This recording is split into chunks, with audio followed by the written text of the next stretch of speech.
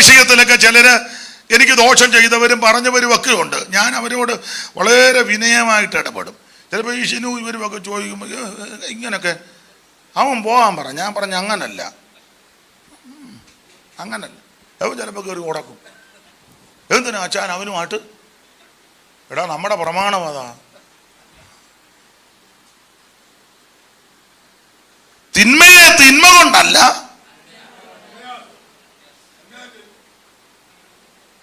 എനിക്ക് ധാരാളം ആൾക്കാർ ഒരു സെന്ററില്ല, തമ്മിൽ മിണ്ടുകയില്ല. എന്നിട്ട് ആ കർത്തൃമേശയുടെ സമയത്ത് നിന്ന് ഇങ്ങനെ വൈബ്രേഷൻ ഇവനന്നേരം ഉള്ളപ്പനി പിടിച്ച പോലെ നിൽക്കും. ഇവന്റെ നിസ്തുല്യ നാമത്തിൽ ഈ സന്ധ്യയിൽ വന്ദനം ചൊല്ലുന്നു. ദൈവം എല്ലാവരെയും അനുഗ്രഹിക്കട്ടെ. ഇവിടെ നടന്നു വരുന്ന പകൽ യോഗങ്ങളും രാത്രി യോഗങ്ങളും സഭയ്ക്കും കടന്നു വരുന്നവർക്കും എല്ലാവർക്കും അനുഗ്രഹമാകുവാൻ ദൈവത്തോട് വീണ്ടും പ്രാർത്ഥിക്കുന്നു. ഇതിന് മുഖാന്തരമായ പ്രിയപ്പെട്ടവരെ ദൈവം സഹായിക്കട്ടെ. ഈ മീറ്റിങ്ങിനെ പറ്റി ഏറെ നാളുകൾക്ക് മുമ്പ് വാത്സല്യ സഹോദരൻ കൊച്ചുമോൻ വിളിച്ച് ഓർപ്പിക്കുകയും ആ വിഷയം ഓർത്ത് പ്രാർത്ഥിപ്പാനും ഇടയായി.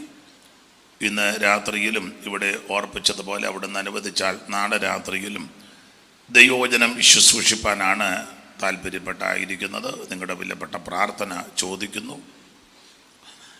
ദൈവം എല്ലാവരെയും അനുഗ്രഹിക്കട്ടെ. ഈ ദിവസങ്ങളിലൊക്കെ യാത്രയും ശുശ്രൂഷയും പകലും വൈകിട്ടുമൊക്കെ ഉള്ളത് കൊണ്ട് തൊണ്ടയ്ക്ക് അതിൻ്റെതായ ബുദ്ധിമുട്ടുകളുണ്ട്. എങ്കിലും ദൈവകൃപയിൽ ശരണപ്പെട്ട് ഈ രാത്രി നമുക്ക് തിരുവചനം ധ്യാനിക്കാം. അതിന് അടിസ്ഥാനമായിട്ട് വായിച്ചത് കൊരിന്ത്യർക്കെഴുതിയ 1-ാം ലേഖനം 10-ാം അധ്യായത്തിൻ്റെ 13-ാമത്തെ തിരുവെടുത്താണത്. മൈക്കിൽ കൂടെ വായിച്ചാൽ നല്ലതായിരിക്കും. മൈക്കിൽ കൂടെ വായിക്കും. മനുഷ്യർക്ക് നടപ്പല്ലാത്ത പരീക്ഷ നിങ്ങൾക്ക് നേരിട്ടിട്ടില്ല. ദൈവം വിശ്വസ്തൻ. നിങ്ങൾക്ക് കഴിയുന്നതിന് മീതെ പരീക്ഷ നേരിടുവാൻ സമ്മതിക്കാതെ നിങ്ങൾക്ക് സഹിപ്പാൻ കഴിയേണ്ടതിന് പരീക്ഷയോടുകൂടെ അവൻ പോക്കുവഴിയും ഉണ്ടാക്കും. ആമേൻ. നമ്മുടെ കരവും ശബ്ദവും ഉയർത്തി ഒരിക്കൽ കൂടി ദൈവത്തെ മഹത്വപ്പെടുത്താം. ശക്തിയോടെ ദൈവത്തെ സ്തുതിച്ചാട്ടെ. കൊരിന്ത്യർക്കെഴുതിയ 1-ാം ലേഖനം 10-ാം അധ്യായത്തിൻ്റെ 13-ാമത്തെ തിരുവെടുത്ത. മനുഷ്യർക്ക് നടപ്പല്ലാത്ത പരീക്ഷ നിങ്ങൾക്ക് നേരിട്ടിട്ടില്ല. ദൈവം വിശ്വസ്തൻ. അടുത്തത്,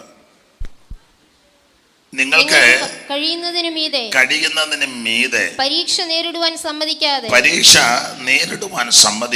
നിങ്ങൾക്ക് സഹിപ്പാൻ കഴിയേണ്ടതിന് പരീക്ഷയോടുകൂടെ അവൻ പരീക്ഷയോടുകൂടെ അവിടുന്ന് പോക്കുവഴി ഉണ്ടാക്കുന്ന ദൈവമാണ്.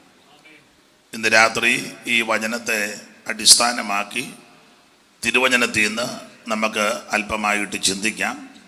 അവിടുന്ന് അനുവദിച്ചാൽ നാളെ രാത്രിയിൽ ഏറെ സമയം വചനം ധ്യാനിപ്പാൻ അവസരം ദൈവം തരട്ടെ എന്ന് പ്രാർത്ഥിക്കുന്നു. ഞങ്ങൾക്ക് തിരുവല്ല സഭയിൽ ഉപവാസ പ്രാർത്ഥന ആരംഭിച്ചു. ഇന്ന് മുതൽ 24 വരെ 10 ദിവസം.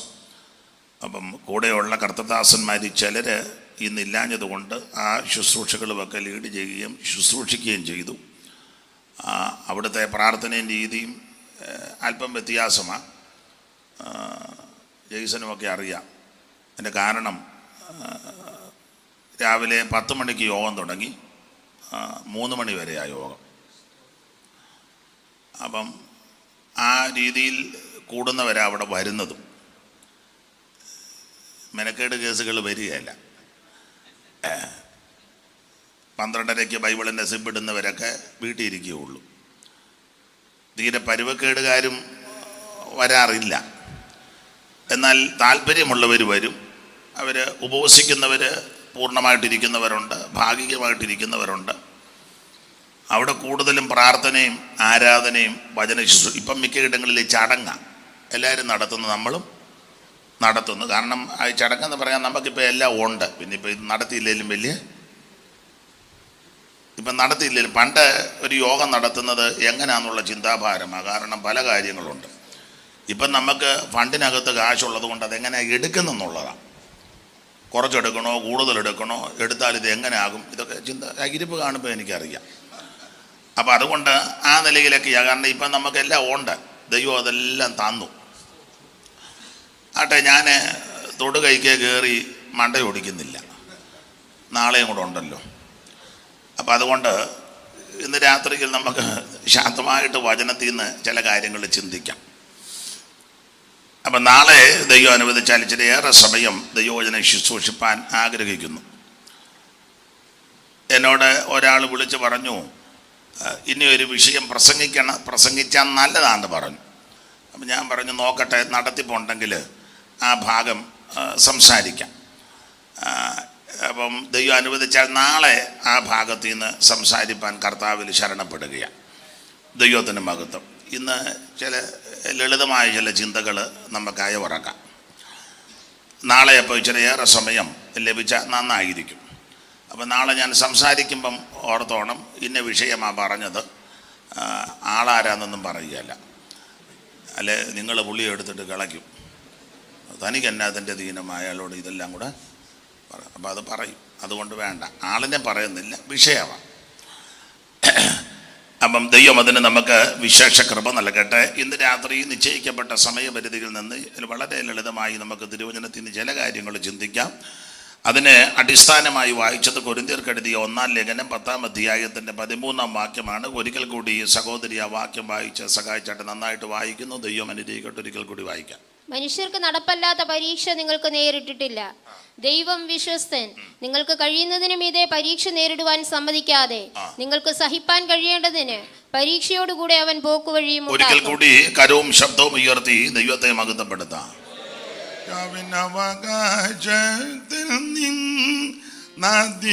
ദയയാൽ ദേവൻ ദത്താക്കിനാൻ നമ്മെ. ചാവിനവകാശത്തിൽ ദയയാൽ ദേവൻ ദത്താക്കിനാൻ നമ്മെ.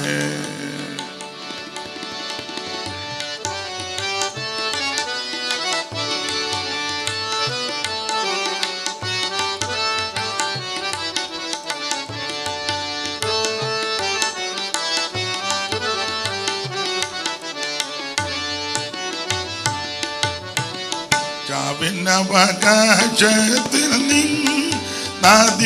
ദയയാൽ ദേവൻ ദത്താക്കിനാൻ നമ്മെ.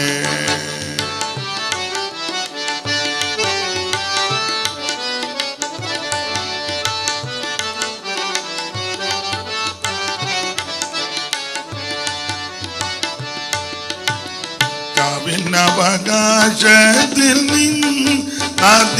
ദയയാൽ ദേവൻ ദത്താക്കിനാൻ നമ്മെ. ശാപം അകന്ന പുതുഭൂമ ഞങ്ങളിൽ സദാ. ശാപമകന്ന പുതുഭൂമ ഞങ്ങളിൽ സദാ.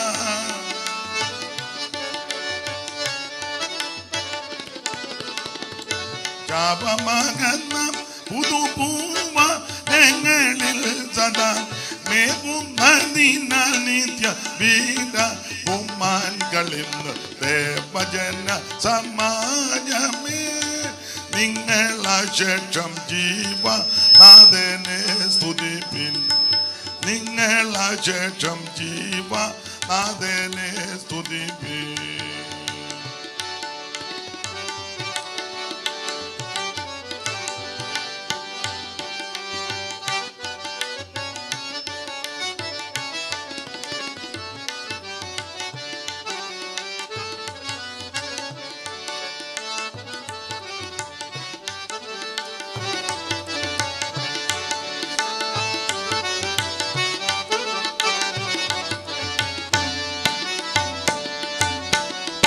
കല്ലുകളിൽ വരച്ചതാം ചാവിൻ ശുശ്രൂഷയ്ക്കുള്ളിൽ ഇരുന്ന ഈ നമ്മെ. കല്ലുകളിൽ വരച്ചതാം ചാവിൻ ശുശ്രൂഷയ്ക്കുള്ളിൽ ഇരുന്ന ഈ നമ്മെ.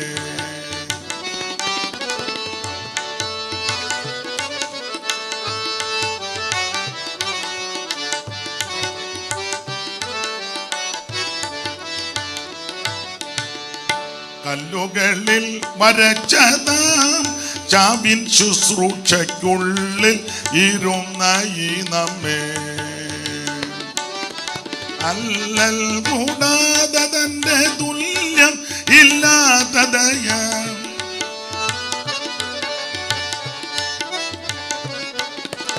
അല്ലൽ കൂടാതെ തന്റെ തുല്യം ഇല്ലാത്തതയ.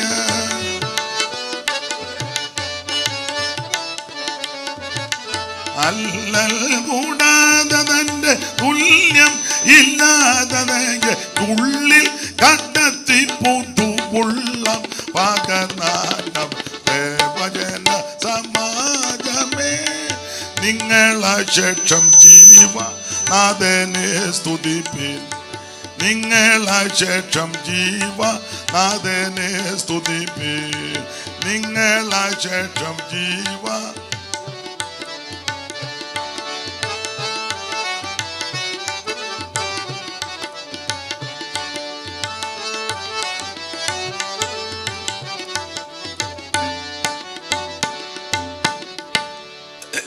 ഒരിക്കൽ കൂടി കരമുയർത്തി ദൈവത്തെ മഹത്വപ്പെടുത്താം. ഇന്ന് രാത്രി വളരെ ലളിതമായിട്ട് ശാന്തമായിട്ട് ചില കാര്യം തിരുവചനത്തിൽ നിന്ന് ചിന്തിക്കാം. കൊരിന്ത്യർക്ക് എഴുതിയ 1-ാം ലേഖനം 10-ാം അധ്യായത്തിൻ്റെ 13-ാമത്തെ തിരുവെടുത്താണ് തിരുവചന ചിന്തയ്ക്ക് അടിസ്ഥാന വാക്യമായിട്ട് വായിച്ചത്. ഈ വാക്യം എല്ലാവർക്കും മനഃപ്പാഠമാണ്, കുടിക്കുന്ന എല്ലാവർക്കും കാണാപാഠമാണ്. അതുകൊണ്ട് വേറെ പുസ്തകം പോലും തുറക്കുന്നില്ല, അറിയാം. അതുകൊണ്ട് എല്ലാവർക്കും അറിയും. ഇനിയിപ്പോൾ തുറക്കുകയും വേണ്ട, അതങ്ങനെ ഇരിക്കട്ടെ. ഏതായാലും മാന്യ സഹോദരി തുറന്ന് വായിക്കുന്നല്ലോ, വലിയ കാര്യം. അപ്പം ഇനി പറയാൻ പോകുന്നത് എന്താണെന്നും അറിയാം. അതും ആ നോട്ടോ ഇരിപ്പം കാണുമ്പോൾ എനിക്കറിയാം. അതുകൊണ്ട് ഒന്നുകൂടെ നമ്മൾ ഒന്ന് ഓർപ്പിക്കുക എന്ന് പറഞ്ഞാൽ ഒന്നുകൂടെ ഒന്ന് ഉണർത്തുക. ഇപ്പം നിങ്ങൾ ഇത് കേട്ട് കഴിയുമ്പോൾ ചോദിക്കും, ഇതാണോ വലിയ കാര്യമായിട്ട് വന്ന് പറഞ്ഞേ? ഈ നമുക്ക് ഒരു പുസ്തകം തന്നെയുണ്ട്, ആവർത്തനം. ഒരു പുസ്തകം തന്നെ എന്ന് പറഞ്ഞാൽ ഒന്നുകൂടെ ആവർത്തിക്കുക. ഇതെല്ലാം നേരത്തെ സംഭവിച്ചതും നടന്നതും അനുഭവിച്ചതും അറിഞ്ഞതുമാണ്. എന്നാലും ഒന്നുകൂടെ ഒന്ന് ആവർത്തിക്കുക. അപ്പൊ ചൊല്ലി എന്തൊക്കെയും അത് പഴയ നിയമത്തിലല്ലയോ ആവർത്തനം, പുതിയ നിയമത്തിലും ആവർത്തിക്കുന്നുണ്ട്. ആണ്ട ഫിലിപ്പിയ ലേഖനം 3:1 വായിച്ചേ, 4:1 വായിച്ചു. അതുകൊണ്ട് എന്റെ പ്രിയരും വാഞ്ചിതരുമായ സഹോദരന്മാരെ, എന്റെ സന്തോഷവും കിരീടവുമായുള്ളവരെ, ഇങ്ങനെ കർത്താവിൽ നിലനിൽപ്പിൻ. 3:1. ഒടുവിൽ എന്റെ സഹോദരന്മാരെ, കർത്താവിൽ സന്തോഷിപ്പിൻ. അതേ കാര്യം നിങ്ങൾക്ക് പിന്നെയും എഴുതുന്നതിൽ പിന്നെയും. അപ്പൊ ആവർത്തനമാണ്, പിന്നെയും. അപ്പൊ ഇത് നേരത്തെ പറഞ്ഞതാ. നിങ്ങൾ കർത്താവിൽ, ഒന്നുകൂടെ വായിച്ചേ മോളെ. ഒടുവിൽ എന്റെ സഹോദരന്മാരെ, കർത്താവിൽ സന്തോഷിപ്പിൻ. അപ്പൊ കർത്താവിൽ സന്തോഷിക്കണം. ഇത് നേരത്തെ ഒത്തിരി പറഞ്ഞതാ. എന്നിട്ട് പറയാ, അതേ കാര്യം നിങ്ങൾക്ക് പിന്നെയും എഴുതുന്നതിൽ എനിക്ക് എഴുതുക. പിന്നെയും ആവർത്തനമാണ്. കാരണം സന്തോഷിക്കാൻ നേരത്തെ ഒത്തിരി പറഞ്ഞു, ഒരെണ്ണം സന്തോഷിക്കുന്നില്ല. ചിലരെ സന്തോഷമുണ്ടെന്ന് പറയുകയും ചെയ്യും, മുഖം വീർത്ത് കെട്ടിയിരിക്കുക. അപ്പോൾ സന്തോഷിക്കണം, അത് പിന്നെയും പറയാം. അപ്പം ആവർത്തനം തെറ്റില്ല. അതുകൊണ്ട് ഇന്ന് രാത്രി ഒന്നുകൂടെ ഒന്ന് ആവർത്തിച്ച് ചില കാര്യങ്ങൾ ഓർപ്പിക്കുക. കൊരിന്ത്യർക്ക് എഴുതിയ 1-ാം ലേഖനം 10-ാം അധ്യായത്തിൻ്റെ 13-ാമത്തെ വാക്യമാണ് നമ്മൾ വായിച്ചത്. കൊരിന്ത്യർക്ക് പൗലോസ് 2 ലേഖനം എഴുതി. കൊരിന്തിലെ വിശ്വാസികൾ മറ്റ് വിശ്വാസികളെ പോലല്ല. ഇവർ വളരെ മിടുക്കരും പ്രഗത്ഭരും വളരെ കഴിവുള്ളവരും വളരെ ആത്മീക തറമുള്ളവരാ. എന്താ ഇവരുടെ വിശേഷത? 1:4 നിങ്ങൾക്ക് ക്രിസ്തുയേശുവിൽ നൽകപ്പെട്ട ദൈവകൃപ നിമിത്തം. അപ്പൊ നിങ്ങൾക്ക് ക്രിസ്തുയേശുവിൽ നൽകപ്പെട്ട ദൈവകൃപ നിമിത്തം എന്ന് പറഞ്ഞാൽ കൊരിന്തിലെ വിശ്വാസികൾ കൃപയുള്ളവരാ.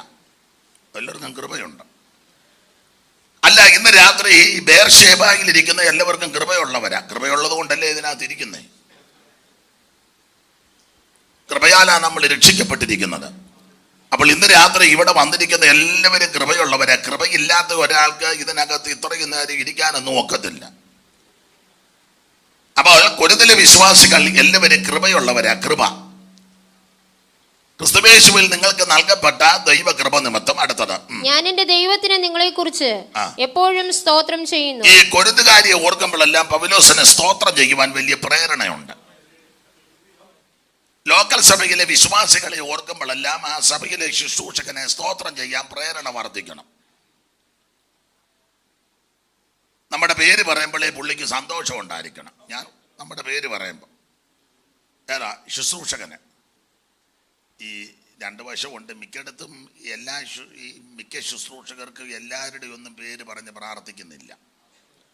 കാടടച്ച് വെടിവെക്കുക, താവേ നിന്റെ ജനത്തെ നിന്റെ കരങ്ങളിലോട്ട്. അത് നല്ല കാര്യമാണ്, വലിയ കാര്യമല്ലേ. ഈ മെഗാ ചർച്ചിലുള്ള ഒരെണ്ണത്തിൻ്റെ പേര് പോലും അവിടുത്തെ നടത്തിപ്പുകാർക്ക് ആൾക്കാരിങ്ങനെ ഇഷ്ടം പോലെ വന്ന് കമ്പത്തിൽ നിന്ന് കാളെ ഇറങ്ങും പോലെ തള്ളി പോകുന്നതല്ലാതെ ഇതേതാണെന്നോ എന്തോ ആണെന്നോ ഒന്നും വലിയ വെളിവില്ല. പിന്നെ ഇവർക്ക് പിന്നെ സ്വോത്രകാഴ്ച കിട്ടുന്നുണ്ട്, അത് മേടിക്കുന്നതേ ഉള്ളൂ. അല്ലാതെ ഇതെന്തുവാണെന്നും സന്ദർഭം വന്നുകൊണ്ട് പറയാം. ഒരു പ്രഗത്ഭനായ മനുഷ്യനെ ഭക്ഷണത്തിന് ഹോട്ടലിൽ കയറി, വലിയ ശുശ്രൂഷകനാണ്, പേര് പറഞ്ഞാൽ അറിയാതുകൊണ്ട് പേര് പറയുന്നില്ല. ഹോട്ടലിൽ കയറി ഭക്ഷണം കഴിച്ചുകൊണ്ടിരിക്കുമ്പം വേറൊരു ഫാമിലി അവിടെ ഭക്ഷണത്തിന് വന്നു. അപ്പോൾ ഇടയ്ക്കിടയ്ക്ക് നോക്കുന്നുണ്ട്. ഇദ്ദേഹം അവരെ നോക്കി, അവർ ഇദ്ദേഹത്തെ നോക്കി. ഭക്ഷണം കഴിഞ്ഞപ്പോൾ ആ ഫാമിലി വന്ന് പരിചയപ്പെട്ടു. അപ്പം ഇദ്ദേഹം ചോദിച്ചു, നിങ്ങൾ വിശ്വാസമാർഗം? അയ്യോ, ഞങ്ങൾ വിശ്വാസമാർഗത്തിലാണ്. അപ്പോൾ പുള്ളി ചോദിച്ചു, എവിടാന്ന് ചോദിച്ചു. അവൻ പുള്ളി പറഞ്ഞു, പാസ്റ്ററുടെ സഭയിലാന്ന് പറഞ്ഞു. പാസ്റ്ററുടെ സഭയിൽ. അപ്പോൾ ചോദിച്ചു, അടുത്ത കാലത്ത് വന്നതാ? ഇല്ല, 7 കൊല്ലമായിട്ട് അവിടെ ഉണ്ടെന്ന് പറഞ്ഞു. അപ്പം ഈ വേറെ സ്ഥലം ഒന്നും പറഞ്ഞു, 7 കൊല്ലമായിട്ട് ഇവരുടെ സ്വോത്രകാഴ്ച മേടിക്കുക, ഇന്ന് വരെ അവരെ അറിയത്തുമില്ല. അങ്ങനെയുള്ള ഒത്തിരി മിടുക്കന്മാരുണ്ട്. നിങ്ങൾ എന്നെ ഇങ്ങനെ തുറച്ചു നോക്കും ഉള്ള കാര്യം. പല ആൾക്കാരും അവിടെ ചെല്ലുന്നവരെയൊന്നും അവർക്കാർക്കും അറിയത്തില്ല. എബ്രായ ലേഖനം പഠിപ്പിക്കുന്നത് നിങ്ങൾക്ക് വേണ്ടി ജാഗരിക്കുക, അവര് കണക്ക് കൊടുക്കണം. അപ്പോൾ അതുകൊണ്ട് ഓരോരുത്തരെയും ഓർത്തും സ്തോത്രം ചെയ്യണം. അല്ല, ഞാൻ കണ്ണങ്ങടച്ച് തിരിഞ്ഞു നിൽക്കാം. അപ്പം അങ്ങനെ സഭയിലെ എല്ലാ വ്യക്തികളുടെയും പേര് പറഞ്ഞ് സ്തോത്രം ചെയ്യുന്ന കർത്തൃദാസന്മാർ മാത്രം കൈ ഉയർത്തി 1 സെക്കൻഡ് അങ്ങ് ഉയർത്തി ഒരു ഹല്ലേലൂയ അങ്ങ് നീട്ടി പറയും. ആ, ദൈവത്തിൻ്റെ മഹത്വം. ദൈവം നിങ്ങളെ അനുഗ്രഹിക്കട്ടെ.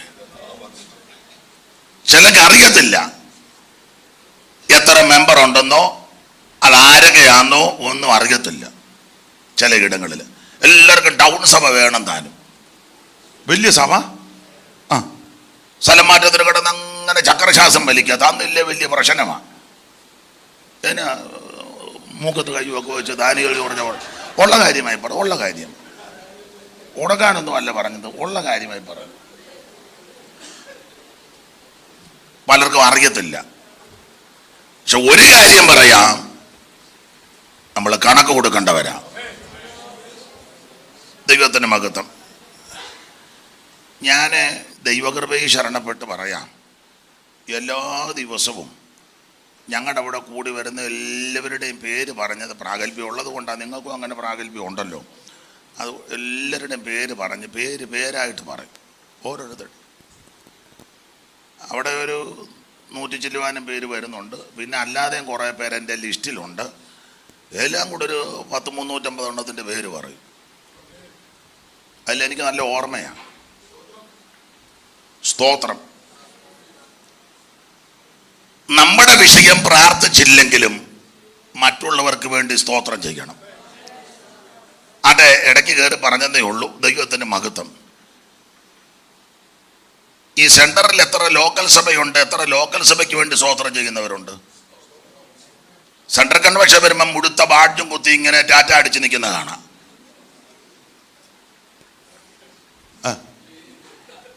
ഉള്ള കാര്യമായി പറയുന്നത്.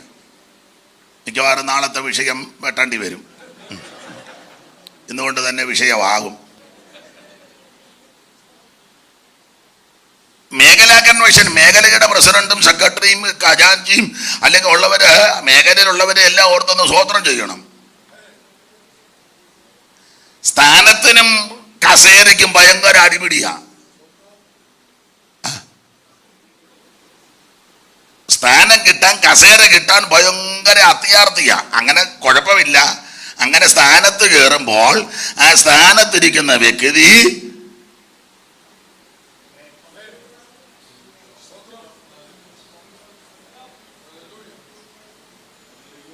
പണ്ടൊരാൾ പറഞ്ഞ പോലെ ഈ വണ്ടി അധികം ഓടുകയില്ലായിരിക്കും. ദൈവത്തിന് മഹത്വം. നമ്മളെല്ലാം കുറ്റമല്ലേ പറയുന്നത്, കണക്ക് കൊടുക്കണം, കണക്ക് കൊടുക്കണം. അതെ, ഭാഗം അങ്ങ് വിടുക. ഒന്ന്, കൊരിന്ത് വിശ്വാസികള് നല്ല കൃപയുള്ളവരാ, നല്ല കൃപയാ. ക്രിസ്തുയേശുവിൽ നിങ്ങൾക്ക് നൽകപ്പെട്ട ദൈവകൃപ നിമിത്തം ഞാൻ എൻ്റെ ദൈവത്തിന് നിങ്ങളെ കുറിച്ച് എപ്പോഴും സ്തോത്രം ചെയ്യുന്നു. ഇനി ഇവരുടെ വിശേഷത അടുത്തത്, ക്രിസ്തുവിന്റെ സാക്ഷ്യം നിങ്ങളിൽ ഉറപ്പായിരിക്കുന്നത് ക്രിസ്തുവിന്റെ സാക്ഷ്യം നിങ്ങളിൽ ഉറപ്പായിരിക്കുന്നത് പോലെ. നമുക്ക് മനസ്സിലാകുന്ന ഭാഷ പറഞ്ഞ ഇവര് സാക്ഷിയുള്ളവരാ, സാക്ഷ്യം പറയുകയും ചെയ്യും, സാക്ഷ്യമുണ്ട്. നമ്മളും അങ്ങനല്ലേ, നന്നായിട്ട് സാക്ഷി പറയുന്ന ആൾക്കാരുണ്ട്. ചിലക്ക് നല്ല അനുഭവങ്ങളാണെങ്കിലും പറഞ്ഞ് വലിപ്പിക്കാൻ അറിയാത്തവരുണ്ട്. നല്ല സാക്ഷ്യം അത് പറഞ്ഞ് വലിപ്പിക്കാൻ ചിലക്ക് ഒന്നുമില്ലേലും പറഞ്ഞുകൊണ്ട് ഒപ്പിക്കുന്നത് ഒയ്യോ നല്ല ചേരുമ്പടിയൊക്കെ ചേർത്ത്. അപ്പൊ ഇവര് കൊരിന്തിലെ വിശ്വാസികൾ അതിനൊക്കെ നല്ല മിടുക്കരാ. ക്രിസ്തുവിന്റെ സാക്ഷ്യം നിങ്ങളിൽ ഉറപ്പായിരിക്കുന്നത് പോലെ അവനിൽ നിങ്ങൾ സകലത്തിലും, ഇവര് എല്ലാത്തിലും നമ്പർ 1, സകലത്തിലും. വിശേഷാൽ സകല, എടുത്തു പറയാ, വിശേഷാൽ സകല വചനത്തിലും. വചനത്തിൽ നല്ല തിട്ടമാ കൊരിന്ത് വിശ്വാസികൾക്ക്. ദൈവവചനമൊക്കെ നന്നായിട്ട് അറിയാം, അത് അടുക്കടുക്കായിട്ട് ഇവർക്കറിയാം. വചനത്തിൽ ഭയങ്കര പരിജ്ഞാനമാണ്. നമ്മുടെ ഇടയിലും അങ്ങനെ വചനതിട്ടമുള്ള ധാരാളം ആൾക്കാരുണ്ട്. എനിക്ക് അവരെ വലിയ ബഹുമാനമാണ്. കാരണം വചനത്തിൽ അധ്വാനിക്കുകയും അതിൽ തന്നെ രസിക്കുകയും അത് അയവറക്കുകയും പഠിക്കുകയും ധ്യാനിക്കുകയും ഒക്കെ ചെയ്യുന്നത് വലിയ ഭാഗ്യമാണ്. അങ്ങനെയുള്ളവരെ പൗലോസുമൊക്കെ പറഞ്ഞിട്ടുണ്ട്, ഇങ്ങനെയുള്ളവരെ ഇരട്ടി മാനത്തിന് യോഗ്യരായിട്ടാണ് വന്ന വചനത്തിലും ഉപദേശത്തിലും അധ്വാനിക്കുന്നവരെ. ഉപദേശത്തിലൊക്കെ അധ്വാനിക്കുന്നവരെ ഇപ്പം വലിയ താല്പര്യമൊന്നും എല്ലാവർക്കും തെളിയിടുന്നവരെ മതി. ഉപദേശം ശരിക്കും പറയുന്നവരെയും വചനത്തിൽ ശരിക്കും അധ്വാനിക്കുന്നവരെ എല്ലാവർക്കും ഒന്നും വലിയ തൃപ്തിയൊന്നുമില്ല. സ്തോത്രം. ആട്ടെ, നാളെയും കൂടെ ഉള്ളതുകൊണ്ട് ഞാൻ ഇന്നങ്ങ് അടങ്ങുക. അപ്പോൾ ഇവരെ ഒന്ന് കൃപയുണ്ട്, 2 സാക്ഷ്യമുണ്ട്. എന്നിട്ട് പറയുക, വിശേഷാൽ വചനത്തിലും പിന്നെ സകല പരിജ്ഞാനത്തിലും. നല്ല പരിജ്ഞാനമുള്ള വിശ്വാസികളാ, എല്ലാം നല്ല നമ്പർ 1 വിശ്വാസികളാ. പരിജ്ഞാനത്തിലും സമ്പന്നരായി തീർന്നു. അടുത്തത്, ഇങ്ങനെ നിങ്ങൾ ഒരു കൃപാവരത്തിലും കുറവില്ലാത്തവരായി. ഇങ്ങനെ നിങ്ങൾ ഒരു കൃപാവരത്തിലും കുറവില്ലാത്തവരായി. കുറവില്ലാതെ. യേശുക്രിസ്തു ദരിദ്രനായി തീർന്നത് തന്നെ നമ്മളെ സമ്പന്നരാക്കാനാ. അതിന് ഏറ്റവും വലിയ തെളിവാ കൊരിന്ത് വിശ്വാസികൾ. ഒരു കൃപാവരത്തിലും കുറവില്ലാതെ സമ്പന്നരാ. നമ്മള് സമ്പന്നരാക്കി, യേശു ദരിദ്രനായി തീർന്ന് നമ്മളെ കാശുകാരാക്കി കൊണ്ടു നടക്കാനാണെന്നാ ചിലരുടെ ധാരണ. അതവിടെ നിൽക്കട്ടെ. ഇവര് ആത്മീക വിഷയങ്ങളിൽ സമ്പന്നരാ, ഒരു കൃപാവരത്തിലും കുറവില്ല. അപ്പോൾ 1-ാം അധ്യായം പഠിക്കുമ്പോൾ കൊരിന്തിലെ വിശ്വാസികളുടെ വിശേഷത കൃപയുള്ളവരാണ്, സാക്ഷ്യമുള്ളവരാണ്, വചനത്തിൽ നല്ല തിട്ടമുണ്ട്, പരിജ്ഞാനമുണ്ട്, ഒരു കൃപാവരത്തിലും കുറവില്ല. നമ്പർ 1 വിശ്വാസികൾ. എന്നാൽ 2-ാം അധ്യായത്തിലേക്ക് വരുമ്പോൾ നിങ്ങൾക്കറിയാം, 2-ാം അധ്യായത്തിൽ വരുമ്പോൾ ഈ ദൈവത്തിൻ്റെ പരിശുദ്ധാത്മാവ് ഇവരുടെ ആഴമെല്ലാം ഒന്ന് പരിശോധിച്ചു, ആഴമറിഞ്ഞു. 2-ാം അധ്യായത്തിന്റെ 9-ഉം 10-ഉം ഒന്ന് വായിച്ചേ. ദൈവം തന്നെ സ്നേഹിക്കുന്നവർക്ക് ഒരുക്കിയിട്ടുള്ളത് കണ്ണ് കണ്ടിട്ടില്ല, ചെവി കേട്ടിട്ടില്ല, ഒരു മനുഷ്യന്റെയും ഹൃദയത്തിൽ തോന്നിയിട്ടുമില്ല എന്നെഴുതിയിരിക്കുന്നത് പോലെ തന്നെ നമുക്കോ ദൈവം തന്റെ ആത്മാവിനാൽ വെളിപ്പെടുത്തിയിരിക്കുന്നു. ദൈവം തന്റെ ആത്മാവിനാൽ വെളിപ്പെടുത്തിയിരിക്കുന്നു. അടുത്ത ആത്മാവ്, ആത്മാവ് സകലത്തെയും, ആത്മാവ് സകലത്തെയും, ദൈവത്തിന്റെ ആത്മാവ് സകലത്തെയും. എന്നിട്ട് എടുത്ത് പറയാ, ദൈവത്തിന്റെ ആഴങ്ങളെയും ആരായുന്നു. എല്ലാ വാക്യവും എടുക്കണ്ട, ആത്മാവ് സകലത്തെയും ആഴം അറിയും. സകലത്തെയും, സകലത്തെയും. ദാവീദ് ഒരിക്കൽ പാടിയല്ലോ, നമുക്കറിയാം, ഞാൻ ഇരിക്കുന്നതും നന്നായിട്ട് നമ്മളെ ശോധന ചെയ്യുന്ന ദൈവമാണ്. നമ്മളെ നന്നായിട്ട് ശോധന. ബാക്കി ഒന്ന് വായിച്ച നമ്മൾ 136 137 139 ഇങ്ങനെയുള്ള ഭാഷന്മാരിക്കണം. കണ്ടോ? ഉടനെ പറഞ്ഞു വന്നതാണ്. ചിലടത്ത് എന്നാൽ ചില ചുമ്മാ ആനക്കോവിൽ ഉമ്മ അങ്ങ് ഇരിക്കുക. നാളെയും വന്നിരിക്കണം. പിന്നെ വായിക്കും 139 വന്നു. യഹോവേ, നീ എന്നെ ശോധന ചെയ്ത് അറിഞ്ഞിരിക്കുന്നു. നിങ്ങൾ ചില കൺവെൻഷൻ ചെന്ന് ചുമ്മാ നിരന്നിരിക്കുക, ഒരെണ്ണം ആനക്കോവില്ല, സ്വോത്രവും പറയുകയല്ല. എന്നിട്ട് അവിടെ കിടന്ന് അടിക്കുക കസേരയ്ക്ക്. ആ പെട്ടപ്പിൽ കൂടെ തെള്ളി വരുന്ന കാണണം കയറിയിരിക്കാൻ. ഇരുന്നാ സ്വോത്രം പറയുവോ, കൈയടിക്കുവോ, പാടുവോ, ചുമ്മാ ഇങ്ങനെ വന്ന് എനിക്ക് സന്തോഷം തോന്നി. അങ്ങനെ ഇരിക്കുക. സ്തോത്രം. അപ്പോൾ 139 വായിക്കേ. യഹോവേ, നീ എന്നെ ശോധന ചെയ്ത് അറിഞ്ഞിരിക്കുന്നു. ശോധന ചെയ്ത് അറിഞ്ഞിരിക്കുന്നു. അടുത്തത്, ഞാൻ ഇരിക്കുന്നതും എഴുന്നേൽക്കുന്നതും നീ അറിയുന്നു. ഞാൻ എഴുന്നേൽക്കുന്നതും കർത്താവ് കാണുന്നു. ഇരിക്കുന്നതും ഞാൻ എഴുന്നേൽക്കുന്നതും കർത്താവ് കാണുന്നു. ഗ്രഹിക്കുന്നു കർത്തൻ ഹൃദയ ദൂരത്തു നിന്നും തന്നെ ഇതത്ഭുതം ദൂരത്തു. എന്റെ കുഴപ്പമാണോ മോനെ?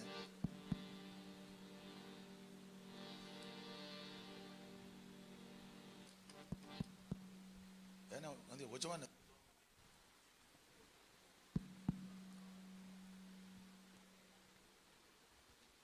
ഇരിക്കുന്നതും ഞാൻ എഴുന്നേൽക്കുന്നതും കർത്താവ് കാണുന്നു. ഗ്രഹിക്കുന്നു കർത്തൻ ഹൃദയ നിരൂപൺ.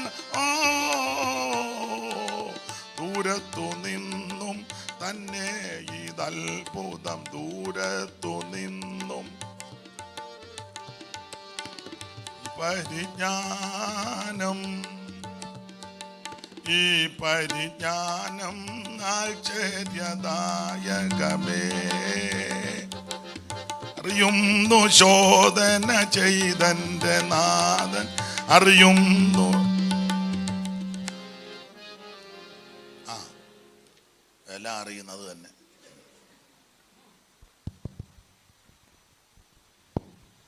ദൈവത്തിന് സ്തോത്രം.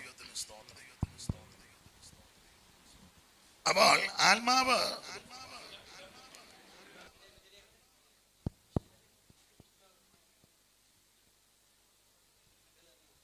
അത് മതിയോ?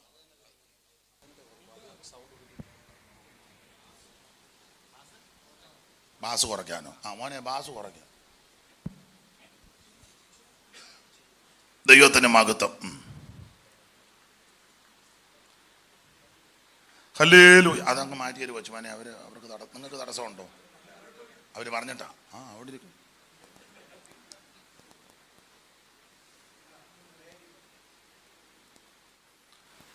അപ്പൊ ശ്രദ്ധിക്കുക. ഈ പരുവത്തിന് നിൽക്കട്ടെ. നമ്മളെ നന്നായിട്ട് ശോധന ചെയ്യുന്ന ഒരു ദൈവമുണ്ട്. 1-ാം അധ്യായത്തിൽ കൊരിന്ത്യർ വിശ്വാസികളുടെ വിശേഷത കൃപയുള്ളവരാണ്, സാക്ഷ്യമുള്ളവരാണ്, വചനത്തിൽ തിട്ടമുണ്ട്, പരിജ്ഞാനമുണ്ട്. എന്നൊരു ചേർത്ത് പറയാം, ഒരു കൃപാവരത്തിലും നമ്പർ 1 സഭയാണ്. നമ്മളും അങ്ങനെയൊക്കെ ചിലപ്പോൾ വീരസ്യമൊക്കെ പറയാറുണ്ട്. കൊട്ടാരക്കര സെൻറ്ററിലെ നമ്പർ 1 സഭയാണ് ബേർഷേബ. അല്ലാതെ അങ്ങനെ വേണം. ഇതുപോലെ ഒരു അനുഗ്രഹിക്കപ്പെട്ട സഭ വേറെ ഇല്ല. മറ്റവർ ഇത്രോളം ഒക്കുകയില്ല. ഈ സഭയെന്ന് പറഞ്ഞാൽ നല്ല വചനത്തിൽ തിട്ടമുള്ള അച്ചായന്മാർ ഇതിനകത്ത് ഉണ്ട്. പരിജ്ഞാനമുള്ളവർ കൈപോലും അടിക്കുകയില്ല. വളരെ പരിജ്ഞാനമുള്ളവർ ഇതിനകത്ത്. പിന്നെ മറ്റേ സഭയെന്ന് പറയാം എല്ലാം കിടന്ന് കൈയടിക്കുകയും ബഹളം. ഇവിടെ അങ്ങനത്തെ എല്ലാം ഓരോ കസേരയിൽ ഇങ്ങനെ വന്ന്, അതൊക്കെ മിക്കുന്ന ഫിക്സഡ് കസേരയാണ്. അങ്ങനെ കൈയടിക്കുവോ ബഹളം ഒന്നും എല്ലാം നല്ല ആണ്ടിരിക്കുന്ന കണ്ടില്ലേ, നല്ല പരിജ്ഞാനം, ഭയങ്കര പരിജ്ഞാനമുള്ളവരാ.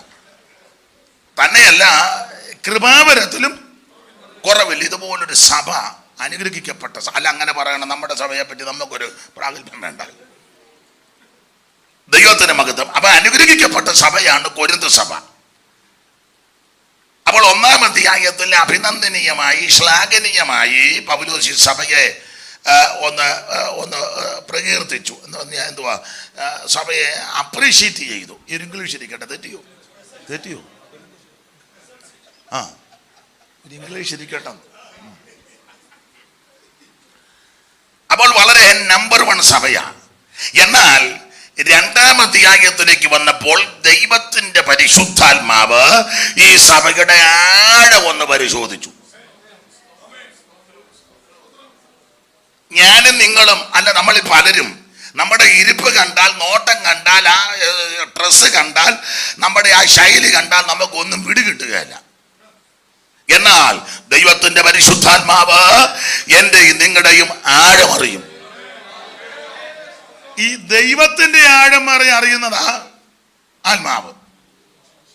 ഈ വെളിപ്പാട് പുസ്തകം പഠിക്കുമ്പോൾ ദൈവത്തിന് ആഴമുള്ളതുപോലെ പിശാചിനും ആഴമുണ്ട്. പിശാചിന്റെ ആഴങ്ങൾ അറിഞ്ഞിട്ടില്ലാത്ത, അപ്പോൾ ആഴമറിയും. അവർ 2-ാം അധ്യായത്തിൽ ഈ പരിശുദ്ധാത്മാവ് കൊരിന്ത് വിശ്വാസികളുടെ ആഴമെല്ലാം ഒന്നറിഞ്ഞു. ഏതാ? കൃപാവരമുള്ള, വചനപരിജ്ഞാനമുള്ള, ജ്ഞാനമുള്ള, കൃപയുള്ള, സാക്ഷ്യമുള്ള ഇവരുടെ ആഴമെല്ലാം ഒന്ന് അറിഞ്ഞു. വിവരിക്കുന്നില്ല അധികം. ആഴമറിഞ്ഞിട്ട് ദൈവാത്മാവിന്റെ അടുത്ത ഒരു പ്രയോഗം 3-ാം അധ്യായം 1-ാം വാക്യം വായിച്ചേ. എന്നാൽ സഹോദരന്മാരെ, നിങ്ങളോട് എനിക്ക് ആത്മീകന്മാരോട് എന്ന പോലെ, എന്നാൽ സഹോദരന്മാരെ നിങ്ങളോട് എനിക്ക് ആത്മീകന്മാരോട് എന്നതുപോലെയല്ല, ജഡീകന്മാരോട് എന്നതുപോലെ, ക്രിസ്തുവിൽ ശിശുക്കളായവരോട് എന്ന പോലെ എത്ര സംസാരിപ്പാൻ കഴിഞ്ഞുള്ളൂ. 1-ാം അധ്യായത്തിൽ പറയാം, ഒരു കൃപാവരത്തിലും കുറവില്ല. വെളിപ്പാടുണ്ട്, വീര്യപ്രവൃത്തിയുണ്ട്, രോഗശാന്തിയുണ്ട്, വചനപരിജ്ഞാനമുണ്ട്, ജ്ഞാനത്തിന്റെ വചനമുണ്ട്, എല്ലാം ഉണ്ട്. കൃപയുണ്ട്, സാക്ഷ്യമുണ്ട്, എല്ലാം ഉണ്ടെങ്കിലും 2-ാം അധ്യായത്തിൽ പറഞ്ഞ ആത്മാവ് 3-ാം അധ്യായത്തിൽ പറയാ, ഇതൊക്കെ നിങ്ങൾക്കുണ്ടെങ്കിലും നിങ്ങളോട് ഈ ആത്മീകരോട് സംസാരിക്കുന്നത് പോലെ സംസാരിക്കാൻ.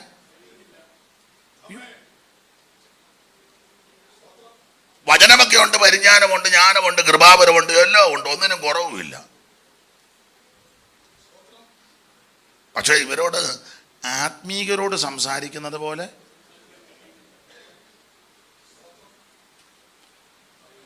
നമ്മള് ചിലരെ പറ്റിയൊക്കെ പറയുന്നത് കേട്ടിട്ടുമുണ്ട്, പറഞ്ഞിട്ടുമുണ്ട്. പുള്ളി സഭയിലെ നെടുന്തൂണാ, പക്ഷെ പുള്ളിയോട് സംസാരിക്കുന്ന വളരെ, പുള്ളി പ്രാർത്ഥിച്ച് തുടങ്ങുന്ന ഒടുവിൽ ആശീർവാദവും പുള്ളിക്കാ, ഇടയ്ക്കാന്നേലും പുള്ളി മുൻപോട്ട് വന്ന പുള്ളി പറയുന്നത്, സങ്കീർത്തനം വായിച്ചു കഴിഞ്ഞ് പുള്ളി മിക്കപ്പോഴും പ്രാർത്ഥിക്കുന്നത്. അത് നല്ല കാര്യം. ഒറ്റ യോഗം മുടക്കുകയല്ല, അത് വലിയ കാര്യമല്ലേ. എല്ലാത്തിനും പുള്ളി മുൻപന്തിയിലുണ്ട്, പക്ഷെ പുള്ളിയോട് സംസാരിക്കുന്ന വളരെ, ഇത് തന്നെ എവിടെയും പറഞ്ഞു. കൃപാവരമെല്ലാം ഉണ്ട്, വരങ്ങളെല്ലാം ഉണ്ട്, പക്ഷേ ആത്മീകരോട് സംസാരിക്കുന്നത് പോലെ പറ്റുന്നില്ല. നമ്മൾ പറയത്തില്ല, ആ സഹോദരി ആത്മാവിലാകും, എന്തോ അന്യഭാഷയാ, പക്ഷെ പുള്ളിക്കാരോട് സംസാരിക്കുന്ന അമ്മാമ്മ വലിയ പ്രാർത്ഥനക്കാരിയെ, ഈ സഭയിലെ ഏറ്റവും മെയിൻ പ്രാർത്ഥനക്കാരിയാണ്, പക്ഷെ പുള്ളിക്കാരിയോട്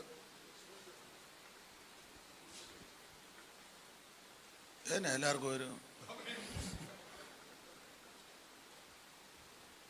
പുള്ളി പയ്യൻ വൈപ്പിയുടെ മെയിൻ ആളാ. പിന്നെ അവൻ നന്നായിട്ട് പറഞ്ഞു, ട്രോഫിയൊക്കെ കിട്ടിയതാ ഉമ്മനാട്ടിൽ നിന്ന്. അവന്റെ വീട്ടിൽ ചെല്ലണമല്ലേ ഇങ്ങനെ. പക്ഷെ അവനോട് സംസാരിക്കുന്ന വളരെ, അവൻ ഇടഞ്ഞ പെശകാന്ന്. സ്തോത്രം. ആട്ടെ, ഞാൻ വിവരിക്കുന്നില്ല. എന്തേലും ഒന്ന് ചെയ്യേ. അപ്പൊ ശ്രദ്ധിക്കുക, കൃപയുണ്ട്, വചനത്തിൽ തിട്ടമുണ്ട്, പരിജ്ഞാനമുണ്ട്, ജ്ഞാനമുണ്ട്, എല്ലാം ഉണ്ട്. പറഞ്ഞ ആത്മാവ് പറയാ, നിങ്ങളോട് ആത്മീകരോട് സംസാരിക്കുന്നത് പോലെ. അയ്യോ, കമ്മിറ്റിയൊക്കെ കൂടുമ്പോ ചിലരുടെ വായിന്ന് വരുന്ന കേട്ടിട്ടില്ലേ? കൺവെൻഷന്റെ സമയത്ത് മുഴുത്ത ജിപ്പ, മുട്ടിന് താഴെയുള്ള ജിപ്പ, 4.5 മീറ്റർ തുണിക്ക് മേടിച്ച് ഇങ്ങനെ നിൽക്കുന്ന കാണാം, സായിബാബ നിൽക്കും പോലെ. തമാശല്ല പറഞ്ഞത്. ഇത് കഴിഞ്ഞേച്ചേ കമ്മറ്റ് കൂടുമ്പം ഇപ്പം ഒരു ദൂരോട്ട് കളഞ്ഞേച്ച് ഒരു ഒറ്റ കൊണ്ട് കൊടുത്തോണ്ട് ഇവൻ അങ്ങ് ഇറങ്ങും. പിള്ളേരുടെ ഭാഷ പറഞ്ഞ കളത്തിലോട്ട്. കൊച്ചുമോനെ ഞാൻ പറയുന്നത് വീട് കിട്ടുന്നില്ലേ? ഇല്ലേ, വീട് കിട്ടുന്നില്ല എന്നുള്ളതാ പലരും കണ്ടിട്ടുണ്ടല്ലോ ഇല്ലേ? ദൈവത്തിന് മഹത്വം. നിങ്ങളോട് ആത്മീകരോട് സംസാരിക്കുന്നത് പോലെ ആത്മീകനോട് സംസാരിച്ചാൽ എല്ലാം വചനത്തിന്റെ വെളിച്ചത്തിൽ ആത്മീകമായേ സംസാരിക്കൂ. ഇതല്ലല്ലോ, പറയുന്ന മുഴുവൻ ജഡീകമല്ലേ, ലൗകികമല്ലേ, ദൃശ്യമായതല്ലേ. നല്ല മനുഷ്യൻ നല്ല നിക്ഷേപത്തിൽ നിന്ന് നല്ലത് പുറപ്പെടുവിക്കും. യോഹന്നാന്റെ ലേഖനത്തിൽ എഴുതിയിട്ടുണ്ട്, അവർ ലൗകികന്മാരായാൽ ലൗകികമായത് സംസാരിക്കുന്നു. സംസാരം കേൾക്കുമ്പോൾ അത് അകത്തെന്തോ ഉണ്ടെന്ന്. അകത്തെന്തോ അത് ഈ പ്രസംഗിക്ക് ഇവിടെ നിൽക്കുന്ന 1.5 മണിക്കൂറല്ല, ഇത് കഴിഞ്ഞും നമ്മൾ പലരെ അളക്കുന്നത് ഇവിടെ നിന്ന് സംസാരിക്കുന്നത് വെച്ചോണ്ടാ. കൊള്ളാം, 2 മണിക്കൂർ. ഓ എന്തുവായിരുന്നു, ഇന്ന് വരെ കേൾക്കാത്ത തോട്ട്സാ പുള്ളി അടിച്ചത്.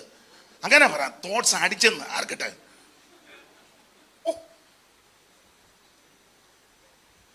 2 മണിക്കൂറല്ലേ, 1 മണിക്കൂർ, 3/4 മണിക്കൂർ ഇവിടെ നിന്ന് സംസാരിക്കുന്നത് വെച്ചല്ല അളക്കുന്നത്. ഇത് കഴിഞ്ഞ് വെളിയിലോട്ടിറങ്ങുമ്പോഴും താഴെ വരുമ്പോഴും വീട്ടിൽ ചെല്ലുമ്പോഴും പൊതുസഭ കൂടുമ്പോഴും സമൂഹത്തിലോട്ടിറങ്ങുമ്പോഴും നിന്റെ വായിൽ നിന്ന് എന്തുവാ വരുന്നേ?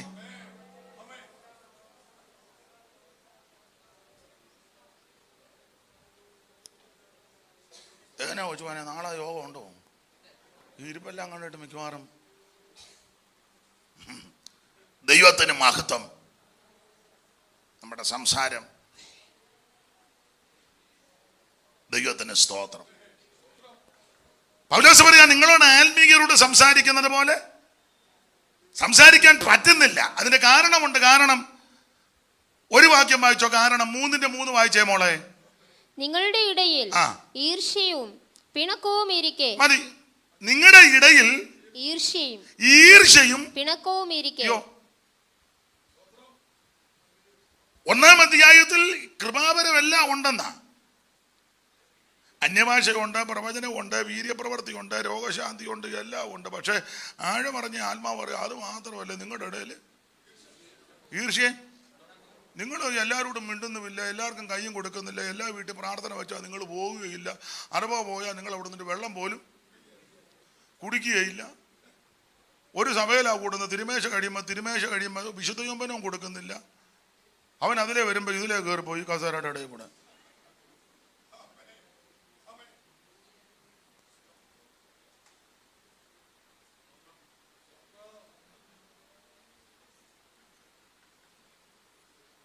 ചിലര് ബുദ്ധിമുട്ടുന്നതായിട്ട് ഞാൻ കാണുന്നു. അതുകൊണ്ട് അവരെ ഇനി അധികം ബുദ്ധിമുട്ടിപ്പിക്കുന്നില്ല. നമ്മളെല്ലാം നമ്മളെ ഒന്ന് ശോധന ചെയ്യണം. അടുത്തിരിക്കുന്ന ആരെയും വിധിക്കണ്ട, നമ്മളെ ഒന്ന് വിധിച്ചാൽ മതി. നിങ്ങളുടെ ഇടയിൽ ഈർഷ്യയും പിണക്കവും ഇരിക്കുന്നെന്ന്. ഈർഷ്യയും പിണക്കവും വെച്ചുകൊണ്ട് അങ്ങനെ അന്യഭാഷ പറയുന്നത് എങ്ങനെ? പാട്ട് പാടുന്നത് എനിക്ക് മനസ്സിലാകുന്നില്ല, അല്ല പൗലോസിനും മനസ്സിലാകുന്നില്ല. ഞാൻ കഴിഞ്ഞ ദിവസവും 1-2 ഇടങ്ങളിൽ സംസാരിച്ചപ്പോൾ ദൈവത്തിൻ്റെ മഹാകരുണ കൊണ്ടും ദൈവത്തിൻ്റെ കൃപയിൽ ശരണപ്പെട്ടാ പറയുന്നത്. ദൈവകൃപയിൽ ഞാൻ ആരോടും അങ്ങനെ പിണങ്ങിയിരിക്കുന്നില്ല. ഇല്ല, എല്ലാവരോടും വിട്ടു. എല്ലാവരും വളരെ വിനയത്തോടെ, അപ്പം തന്നെ പ്രാഗൽഭ്യത്തോടാ പറയുന്നത്. ഓരോരുത്തരോടും പിണങ്ങിയിരിക്കുന്നില്ല. ഇന്ന് പകൽ ഉപവാസ പ്രാർത്ഥനയ്ക്ക് ഞാൻ പൊതുവിൽ ക്ഷമയും ചോദിച്ചു. ആരോടും പിണങ്ങിയതായിട്ട് ഓർക്കുന്നില്ലെങ്കിലും അങ്ങ് ക്ഷമ ചോദിക്കുക. ഞാൻ ലോകത്തിലുള്ള സകല മനുഷ്യരോടും കൂടെ പറയുക, ഞാൻ ആരോടേലും മിണ്ടാതെയോ പിണങ്ങിയോ ഉടക്കിയിരിക്കുന്നുണ്ടെങ്കിൽ ഇങ്ങോട്ട് വരുകയോ അല്ലെ എന്നെ വിളിച്ചാൽ അങ്ങോട്ട് വന്നാൽ കാല് പിടിച്ച് ഞാൻ ക്ഷമ പറയാം.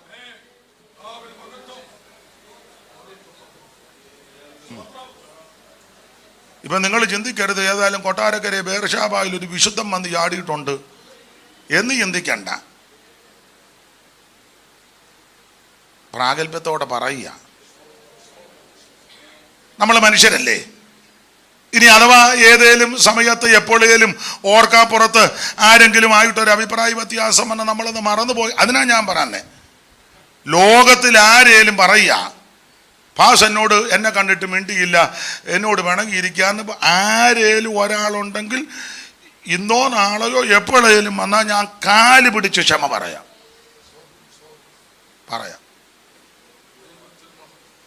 അത് ദൈവസന്നിധി പറയുന്ന കാര്യമാണ്. ചില വിഷയത്തിലൊക്കെ ചിലര് എനിക്ക് ദോഷം ചെയ്തവരും പറഞ്ഞവരും ഒക്കെ ഉണ്ട്. ഞാൻ അവരോട് വളരെ വിനയമായിട്ട് ഇടപെടും. ചിലപ്പോൾ ഈ ഷിനു ഇവരുമൊക്കെ ചോദിക്കുമ്പോൾ ഇങ്ങനൊക്കെ അവൻ പോകാൻ പറ. ഞാൻ പറഞ്ഞ അങ്ങനല്ല. അവൻ ചിലപ്പോൾ കയറി ഉടക്കും. എന്തിനാ അച്ഛൻ അവനുമായിട്ട്? എടാ നമ്മുടെ പ്രമാണം അതാ. തിന്മയെ തിന്മ കൊണ്ടല്ല,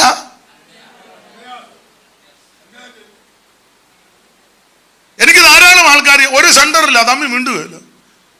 എന്നിട്ട് ആ കർത്തൃമേശയുടെ സമയത്ത് നിന്നിങ്ങനെ വൈബ്രേഷൻ ഇവനന്നേരം ഉള്ളപ്പനി പിടിച്ച പോലെ നിൽക്കും. അടുത്ത് നിൽക്കുന്നവർക്കും അങ്ങ് പനിയോ. എനിക്ക് മനസ്സിലാകുന്നു. നമ്മളെ പോലെ അഭിനയിക്കാൻ മിടുക്കുള്ളവര്. മമ്മൂട്ടി ഒന്ന് നമ്മുടെ വെട്ടത്ത് വരിക. മമ്മൂട്ടി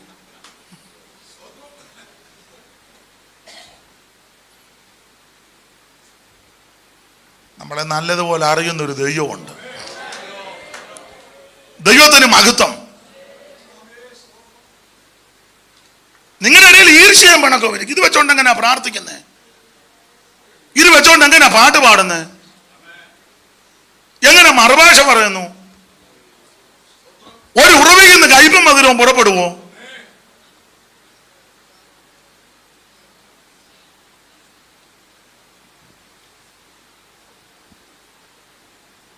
എന്നെ എല്ലാവരും തത്തയത്ത കാക്കാലിനെ പോലെ സങ്കടപ്പെട്ടു.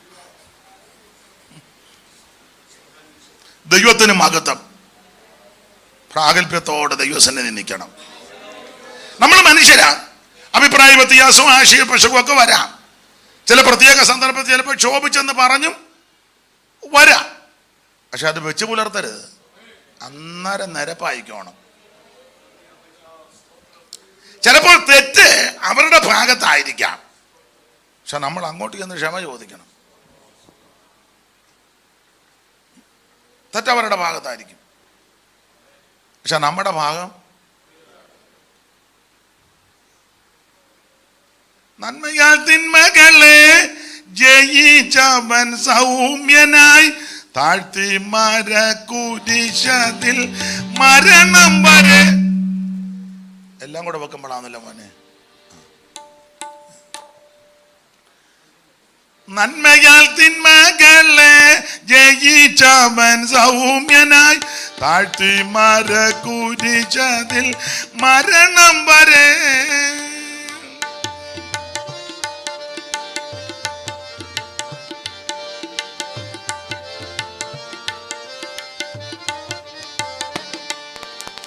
നന്മയാൽ തിന്മകളെ ജയിച്ചവൻ സൗമ്യനായി താഴ്ത്തി മരകുരിശതിൽ മരണം വരെ. സ്വയമതിലില്ല ഭയമതിലില്ല, സ്വയമതിലില്ല ഭയമതിലില്ല. താതൻ തൻ ഹിതത്തെ തികപ്പതിനായി. സ്വയമതിലില്ല ഭയമതിലില്ല, താതൻ തൻ ഹിതത്തെ തികപ്പതിനായി. യേശുവെ ഞാൻ കണ്ടിടുന്നു, കൺമണി പോലെന്നെ കാക്കുന്നോനാ. കൃപയിൻ നിറവായി കരുണമയനായി കാരുണ്യവാനായി രക്ഷകനായി. കൃപയിൻ നിറവായി കരുണമയനായി കാരുണ്യവാനായി രക്ഷകനായി. നല്ല പാട്ടാ, TPM കാരുടെ പാട്ടാ. ഇത്ര അടുത്ത് കിടന്നിട്ടും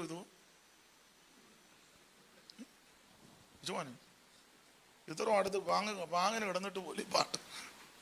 നല്ല പാട്ട്, നല്ല പാട്ടല്ലേ. എനിക്ക് പാടാൻ ട്യൂണൊന്നും ഇല്ലെന്നുള്ള നല്ല പാട്ട്. ദൈവത്തിന് മഹത്വം. അപ്പോൾ ഇവര് ഈർഷ്യയും പിണക്കോ ഇരിക്കുക. അതുകൊണ്ടാണ് ഇവരോട് ആത്മീയരോട് സംസാരിക്കുന്നത് പോലെ സംസാരിക്കാനൊന്നും പറ്റുന്നില്ല.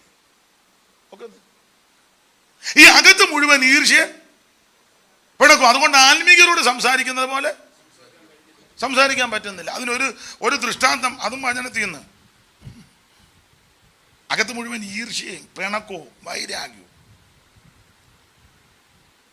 ഒരു വാക്യം വായിച്ച അങ്ങനെ സംസാരിച്ചൊരു സംഭവം. ന്യായാധിപന്മാരുടെ പുസ്തകം 12:1 വായിച്ചേ.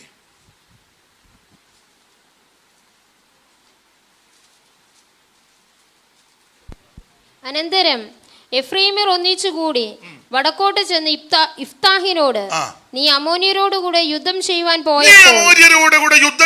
പോയപ്പോൾ കൂടെ പോരേണ്ടതിന് ഞങ്ങളെ വിളിക്കാഞ്ഞത് എന്ത്? ഞങ്ങൾ നിന്നെ അകത്തിട്ട് വീടിന് തീ വെച്ച് ചുട്ടുകളയുമെന്ന് പറഞ്ഞു. നല്ല തികഞ്ഞ ആത്മീയരാ.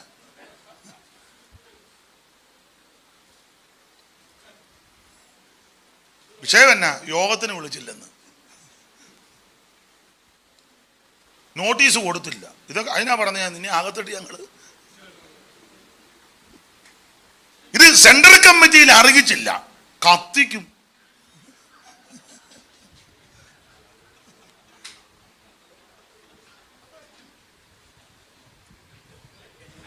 പേടിക്കൊന്നും വേണ്ട, ആ ക്രമത്താലുള്ള വർഷം എല്ലാവരും ഇരുത്തിക്കോളും.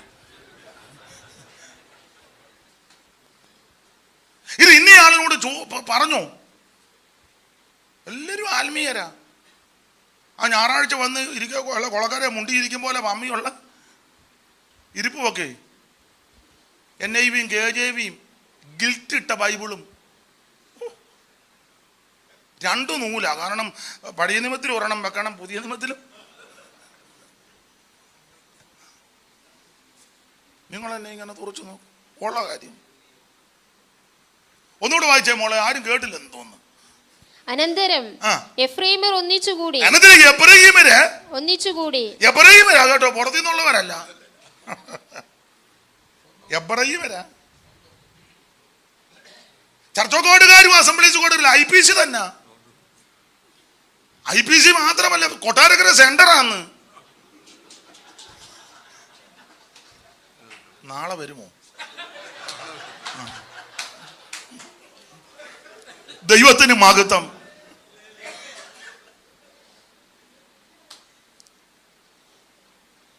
ഇത് അമ്മോന്യരോ മോവാബ്യരോ മെയൂന്യരോ ഒന്നുമല്ല. ഇത് ഒരു കുടുംബത്തിൽപ്പെട്ടവൻ. നമ്മളെല്ലാം ഒരു സഭ ഒരു കുടുംബമല്ലേ? ഒരു കുടുംബമല്ലേ? എബ്രഹീമര് ഒന്നുകൂടെ വായിച്ച മോളെ, കേട്ടില്ലെന്ന് തോന്നുന്നു. അനന്തരം എഫ്രൈമ്യർ ഒന്നിച്ചുകൂടി. ഇവന്മാർ ഒന്നിച്ചു കൂടത്തില്ല, പക്ഷെ ഉടക്കുണ്ടാക്കാൻ ഇവന്മാരെല്ലാം കൂടെ അടുത്ത ആഴ്ച കമ്മിറ്റി കൊണ്ട് വരണം കേട്ടോ. എന്ത് വിഷയമാണെങ്കിലും വരണേ. വാട്സപ്പിൽ ഇട്ടിട്ടുണ്ട്, അതിൻ്റെ നമ്മൾ വിഷയം എന്നാന്ന്. അച്ചാനും വേണം. ഞാൻ ജോർജ് കുട്ടിയോട് പറഞ്ഞിട്ടുണ്ട്, അവൻ വരും. പിന്നെ ഇവിടുത്തെ ജോർജ് കുട്ടി അല്ല, പിന്നെ പാപ്പച്ചായനും അല്ലെന്ന് ഞാനങ്ങ് പേര് പറയാം. സ്തോത്രം, എല്ലാവരും വരും. ഞാൻ എല്ലാവരും പറഞ്ഞിട്ടുണ്ട്, എന്ത് വിഷയമാണെന്നേലും വരണമെന്ന് പറഞ്ഞിട്ടുണ്ട്. അറിയാം, എല്ലാവരും ഉണ്ട്. നമ്മുടെ ഗ്രൂപ്പിലുള്ള എല്ലാവരും ആടാ വിഷയം. ഈ പ്രാവശ്യം മറ്റവനെ കയറ്റരുത്. മറ്റേ ഗ്രൂപ്പിലുള്ളവനെ ഒരു കാരണവശാലും അടിച്ചതിൻ്റെ പണ്ട് ദൈവം കയറും. ദൈവത്തിന് ഇത് കുഞ്ഞുകളിയല്ല, ദൈവസഭയാ. ദൈവത്തിന് മകൾ ഇത് ദൈവസഭയാ. ഇതിനകത്ത് ഗ്രൂപ്പീസവും തമ്മിൽ തല്ലും ഉടക്കം ഉണ്ടാക്കിയാൽ അങ്ങനെ ഉണ്ടാക്കുന്ന ഒറ്റ ഒരുത്തനെ ദൈവം എന്നെ എഴുന്നേറ്റ് എന്ന് പറയുന്നത്. എന്തോ എന്നെ ചെന്ന് ഞോണ്ടി പറയുന്നു.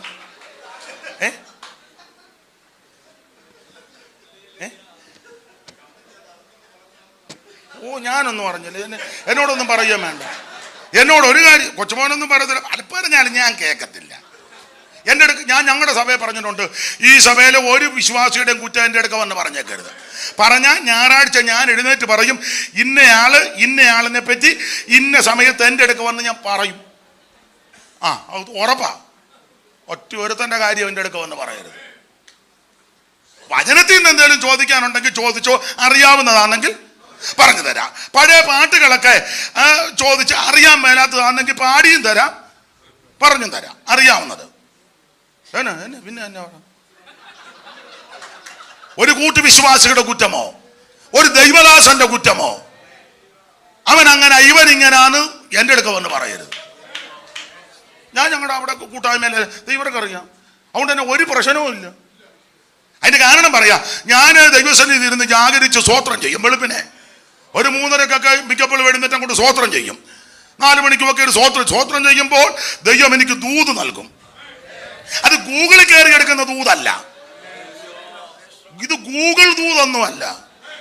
ദൈവത്തിന് മഹത്വം. ദൈവസന്നിധിയും ഇരുന്ന് പ്രാർത്ഥിക്കുമ്പോൾ ദൈവാത്മാവ് വചനത്തിൽ കൂടെ ഇടപെടും. അങ്ങനെ വചനത്തിൽ കൂടെ ഇടപെടുമ്പോൾ ഞാൻ മുഖം നോക്കാതെ പറയും. അപ്പൊ ഈ പറയുമ്പോ ചിലപ്പോ ഇവര് പറഞ്ഞ വിഷയോ കേറി വരാം. അപ്പൊ ഇവര് പറയുന്നില്ല, ഞാൻ പറഞ്ഞത് കൊണ്ട് ആ പുള്ളി നിന്ന് അത് വേണ്ട. വചനമെടുക്കുമ്പോൾ ദൈവത്തിനറിയാം ഏത് മേഖലയെ കൂടെ പോകണമെന്ന്. ദൈവത്തിന്റെ പരിശുദ്ധാത്മാവിനറിയാം ഏതൊക്കെ രീതി പോകണമെന്ന്. അത് ദൈവാത്മാവ് നിയന്ത്രിച്ചോളും. അതുകൊണ്ട് ഒരു കുഞ്ഞുങ്ങളൊരു കാര്യം പറയത്തില്ല കേട്ടോ, പറയത്തില്ല.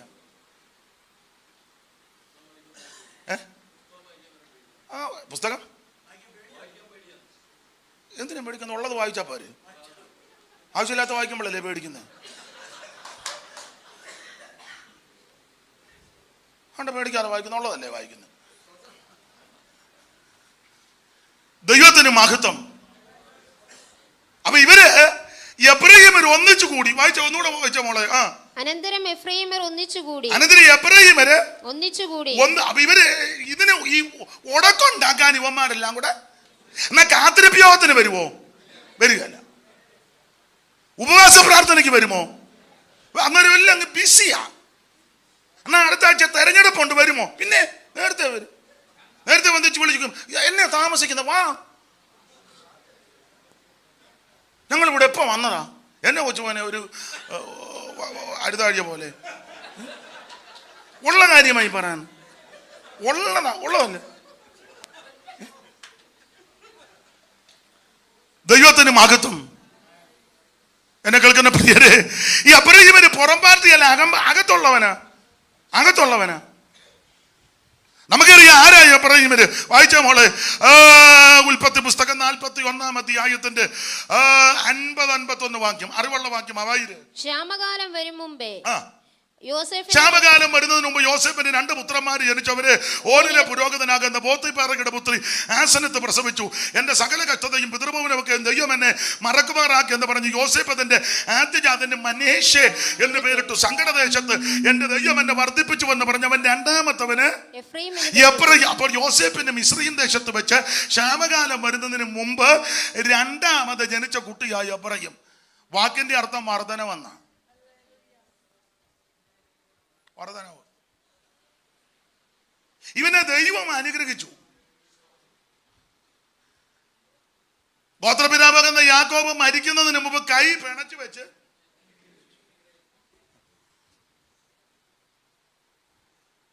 ജീവിച്ചിരുന്നപ്പോഴോ ആരെയാണെങ്കിലും ചാകുമ്പോഴെങ്കിലും ആരെയും അനുഗ്രഹിച്ചു. അല്ല അന്നേരം പാര വെച്ചു തീരരുത്.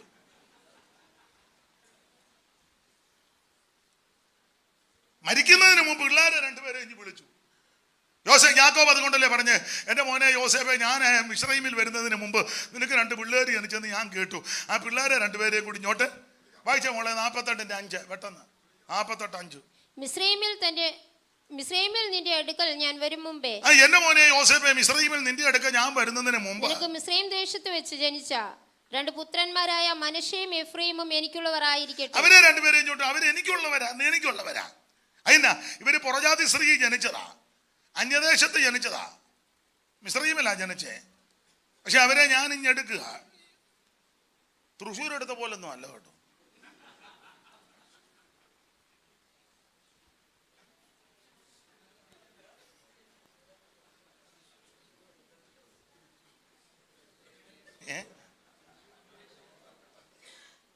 അത് പോട്ടെ. ഈ പിള്ളേര് രണ്ടുപേരെ ഇഞ്ഞു കൊണ്ടുവരാൻ ഞാൻ അവർ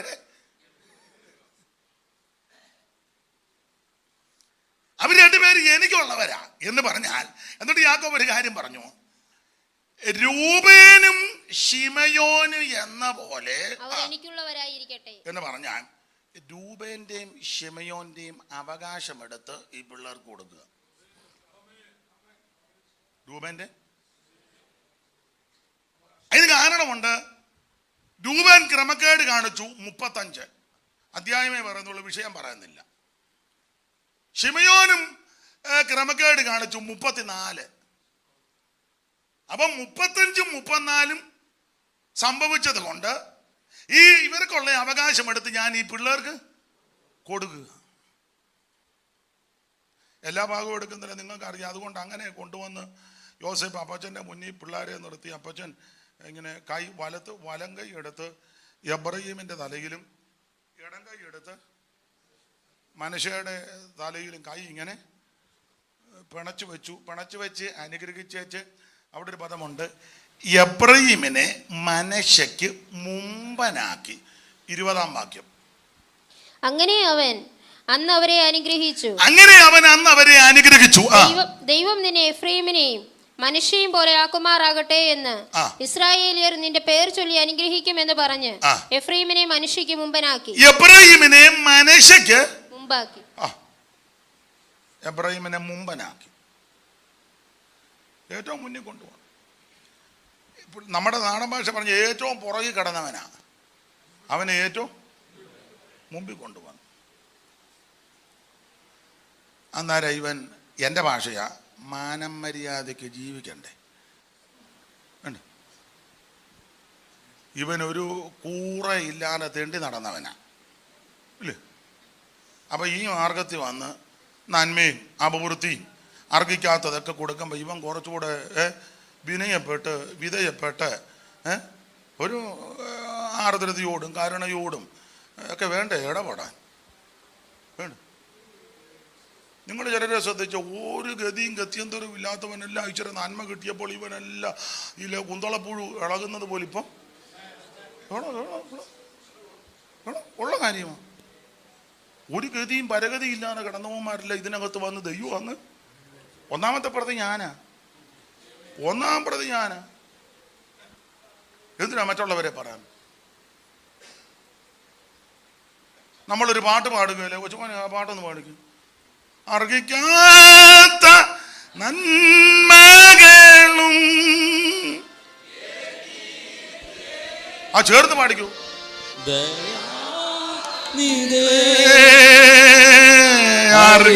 അർഹിക്കാത്ത നന്മകളും എനിക്കിടും ദയാനിധേ യാചിക്കാത്ത നന്മകൾ പോലുമേ എനിക്കേകിയോനു സ്തുതി. യാചിക്കാത്ത നന്മകൾ പോലുമേ എനിക്കേകിയോനു സ്തുതി. സമയം പോകുന്നല്ലോ, കരമുയർത്തി ദൈവത്തെ മഹത്വപ്പെടുത്ത. അപ്പൊ ഈ എണ്ണമില്ലാന്നുള്ള നന്മയാ ദൈവം കൊടുത്തത്. എന്തെല്ലാം അനുഗ്രഹം കൊടുത്തു. വലത്ത് കൈയാ തലയെ വെച്ചത്, മനശ്ശയ്ക്ക് മുമ്പനാക്കി. മാത്രമാണോ മനശ്ശയ്ക്ക് മുമ്പനാക്കി എന്ന് പറഞ്ഞാൽ ഓർഡർ ഇങ്ങനെ, ഈ രൂബേന്റെ ജ്യേഷ്ഠാവകാശം എടുത്ത് ഈ യോസഫിന് കൊടുത്തു. രൂബേന്റെ ജ്യേഷ്ഠാവകാശം എടുത്ത് യോസഫിന് കൊടുത്തു. എന്നിട്ട് യോസേപ്പിൽ നിന്ന് ആ ജ്യേഷ്ഠാവകാശം എടുത്ത് യോസേപ്പിൻ്റെ പിള്ളേർക്ക് കൊടുത്തു, മനശ്ശയ്ക്കും എബ്രഹീമിനും. അതിൽ തന്നെ മനശ്ശയിൽ നിന്നും ഇതെടുത്ത് എബ്രഹീമിന് കൊടുത്തു.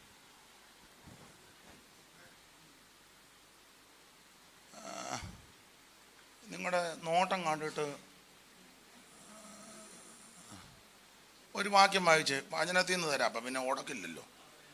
വചനത്തിൽ നിന്ന് ഡേവിഡ് പാസ്റ്റർ കണ്ടോ ആ വാക്യം? മോളെ വായിച്ചേ. ദിനവൃത്താന്തങ്ങളുടെ 1-ാം പുസ്തകം എടുക്കുക. ദിനവൃത്താന്തങ്ങളുടെ 1-ാം പുസ്തകം വചനത്തിൽ നിന്നാകുമ്പോൾ പിന്നെ കുഴപ്പമില്ല. അതിൻ്റെ 2-ാമത്തെ വാക്യം വായിക്കണം. 5-ാം അധ്യായത്തിൻ്റെ 2-ാമത്തെ വാക്യം. 5:2 ദിനവൃത്താന്തങ്ങളുടെ 1-ാം പുസ്തകം 5-ാം അധ്യായത്തിന്റെ 2-ാമത്തെ വാക്യം. യഹൂദ തന്റെ സഹോദരന്മാരെക്കാൾ പ്രബലനായി തീർന്നു. അവനിൽ നിന്ന് പ്രഭു ഉത്ഭവിച്ചു. ജ്യേഷ്ഠാവകാശമോ യോസേഫിന് ലഭിച്ചു.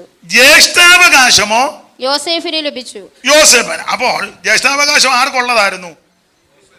രൂപേനുള്ളതാ.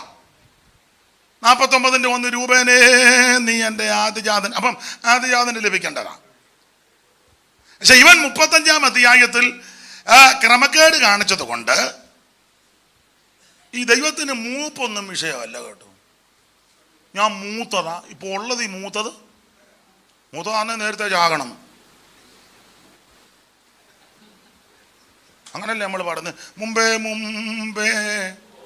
മതി മതി മതി മതി മതി അത് മതി.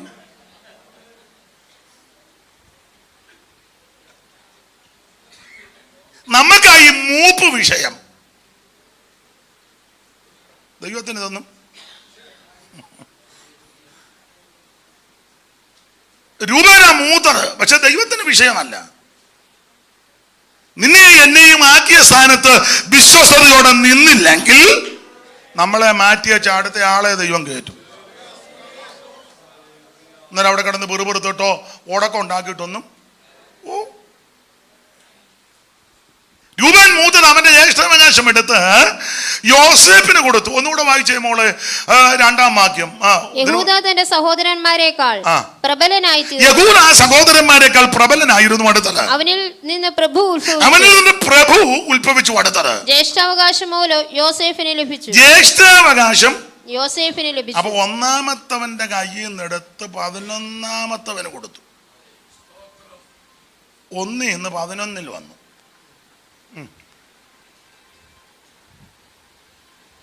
സ്തോത്രം. 1 11 വന്നു. ഒരു വേദപുസ്തകത്തിൽ ഒരു സംഖ്യ പറയാൻ പോവുക. 1 11 വന്നു. ആ 11 അതെടുത്ത് 13-നും 14-നും കൊടുത്തു. മോളെ 5:1 വാക്യം വായിച്ചേ. ഇസ്രായേലിന്റെ ആദ്യജാതനായ രൂപേൻ അവനല്ലോ ആദ്യജാതൻ. അടുത്ത വാക്യം. എങ്കിലും അവൻ തന്റെ പിതാവിന്റെ ശയ്യയെ അശുദ്ധമാക്കിയത് കൊണ്ട് അവന്റെ ജ്യേഷ്ഠാവകാശം ഇസ്രായേലിന്റെ മകനായ യോസേഫിന്റെ പുത്രന്മാർക്ക് ലഭിച്ചു. ഇപ്പൊ 13-നും 14-നും കിട്ടി. 1-ലിരുന്നതാ. 1 എടുത്ത് ആദ്യം 11-ന് കൊടുത്തു. 11-ന് ഇപ്പൊ എടുത്ത് 13-നും 14-നും കൊടുത്തു പുത്രന്മാർക്ക്, മനേശയും. ഇനി അധികം എടുത്ത് 14-ന് കൊടുത്തു. ഞാൻ 144-ന്റെ കണക്കിലോട്ട് വരാൻ പോവുക.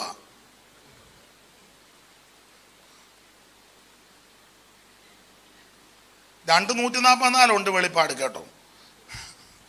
ചാനറിയാമല്ലോ.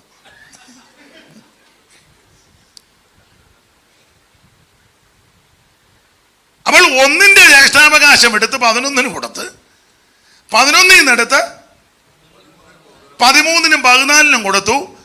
അതിൽ നിന്ന് 14-ന് കൊടുത്തു. വായിച്ചേ. യിരെമ്യാ പ്രവചനം 31-ാം അധ്യായത്തിന്റെ 9.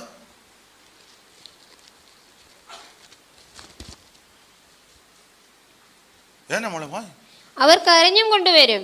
വരട്ടെ, വായിക്ക്. യാചിക്കുന്നവരായി ഞാൻ അവരെ കൊണ്ടുവരും. അവർ ഇടറിപ്പോകാത്ത നിരപ്പുള്ള വഴിയിൽ ഞാൻ അവരെ നീർത്തോടുകൾക്കരികെ നടത്തും. ഞാൻ ഇസ്രായേലിന്റെ പിതാവും എഫ്രയീം എന്റെ ആദ്യജാതനും. ആ പദവി കൊണ്ടുവന്നു. അങ്ങനല്ലേ 14-ാമത്തതില്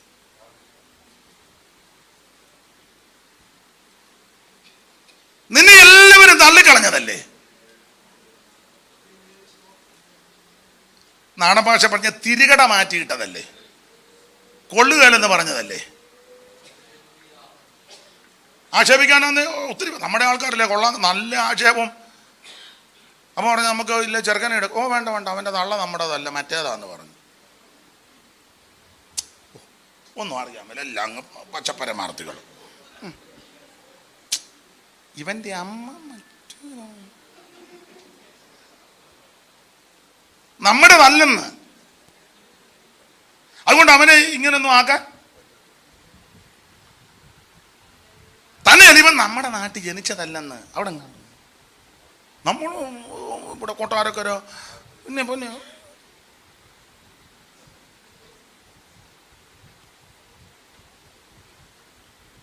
ഇവൻ അവിടെ അങ്ങോട്ട് ജനിച്ചത് ആരോ. മാത്രമല്ല എബ്രാഹിമിനെ പറ്റി പറയുന്നത് ഇവന് മുടന്തുണ്ടായിരുന്നെന്ന. അടാ ഹോശിയ 11:1 വായിച്ചേ പെട്ടെന്ന് പെട്ടെന്ന്. എഫ്രൈം 13:1 വായിച്ചു, എന്നിട്ട് പിന്നെ 13 വായിക്കണം. ആദ്യം 11. ഇസ്രായേൽ ബാലനായിരുന്നപ്പോൾ ഞാൻ അവനെ സ്നേഹിച്ചു, മിസ്രൈമിൽ നിന്ന് ഞാൻ എൻ്റെ മകനെ വിളിച്ചു. 2-ാം വാക്യം. അവരെ വിളിക്കും തോറും അവർ വിട്ടകന്നു പോയി. ബാൽബിംബങ്ങൾക്ക് അവർ ബലി കഴിച്ചു, വിഗ്രഹങ്ങൾക്ക് ധൂപം കാട്ടി. ഞാൻ എഫ്രൈമിനെ നടപ്പാൻ ശീലിപ്പിച്ചു.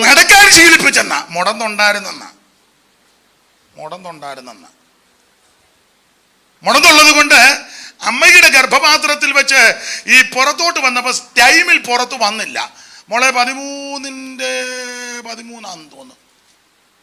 നോവ് കിട്ടിയ സ്ത്രീയുടെ വേദന അവനുണ്ടാകും. അവൻ ബുദ്ധിയില്ലാത്ത മകൻ. സമയമാകുമ്പോൾ അവൻ ഗർഭദ്വാരത്തിങ്കൽ എത്തുന്നില്ല. അപ്പൊ ഈ അകത്ത് മുടന്തി കിടന്നത് കൊണ്ട് പ്രസവ സമയത്ത് കുട്ടി ടൈമിൽ അമ്മയുടെ ഗർഭദ്വാരത്തിൽ എത്തിയില്ല. അപ്പൊ മുടന്നുണ്ടായിരുന്ന ഒന്ന് മുടന്നുണ്ടായിരുന്നു, 2 ബുദ്ധിയൊന്നും വേണ്ട വിധത്തിൽ ബുദ്ധിയൊന്നുമില്ല. അപ്പം ബുദ്ധിയില്ല, മുടന്തുണ്ട്, പുറജാതി സ്ത്രീ ജനിച്ചതാ. നമ്മുടെ നാട്ടിൽ കനാലിലൊന്നും ജനിച്ചതേ അല്ല. ഇങ്ങനൊക്കെ ഒത്തിരി അപാകതയുണ്ട്. അപ്പം തിരികട മാറ്റിയിട്ടിരിക്കുക. പക്ഷേ തിരികട മാറ്റിയിട്ടവനെ ഇപ്പം നേരെ ഫ്രണ്ടിൽ കൊണ്ടുവന്നു. യിരെമ്യാവ് ഇപ്പൊ പറയുക, എബ്രഹാം എൻ്റെ ആദ്യജാതൻ. ദൈവത്തിന് മഹത്വം. ഇതിനകത്തൊരു ആത്മീക പാഠം. നിന്നെ ആർക്കും വേണ്ടെന്ന് ചിലപ്പോൾ തോന്നുന്നുണ്ടായിരിക്കാം. നിന്നെ ഒറ്റപ്പെടുത്തി എന്ന് വരാ. സഭയ്ക്കകത്ത് വെക്കും. സഭയ്ക്കകത്ത് ഈ കാശും പുത്തനും നിറവും നിലവാരവും ഉള്ളവരോടൊക്കെ എല്ലാവർക്കും വലിയ താല്പര്യമാണ്. വലിയ കഴിവും താല്പര്യവും ഇല്ലാത്തവരോട് ആർക്കും എല്ലാവരും മകുപ്പും ഗീർവാണോ ഒക്കെ പറയും. അപ്പിടിയാ ഇപ്പിടിയാന്നൊക്കെ പറയും. ഇവിടെ ഒന്നും തന്നെ പറയാൻ മേലാതെ.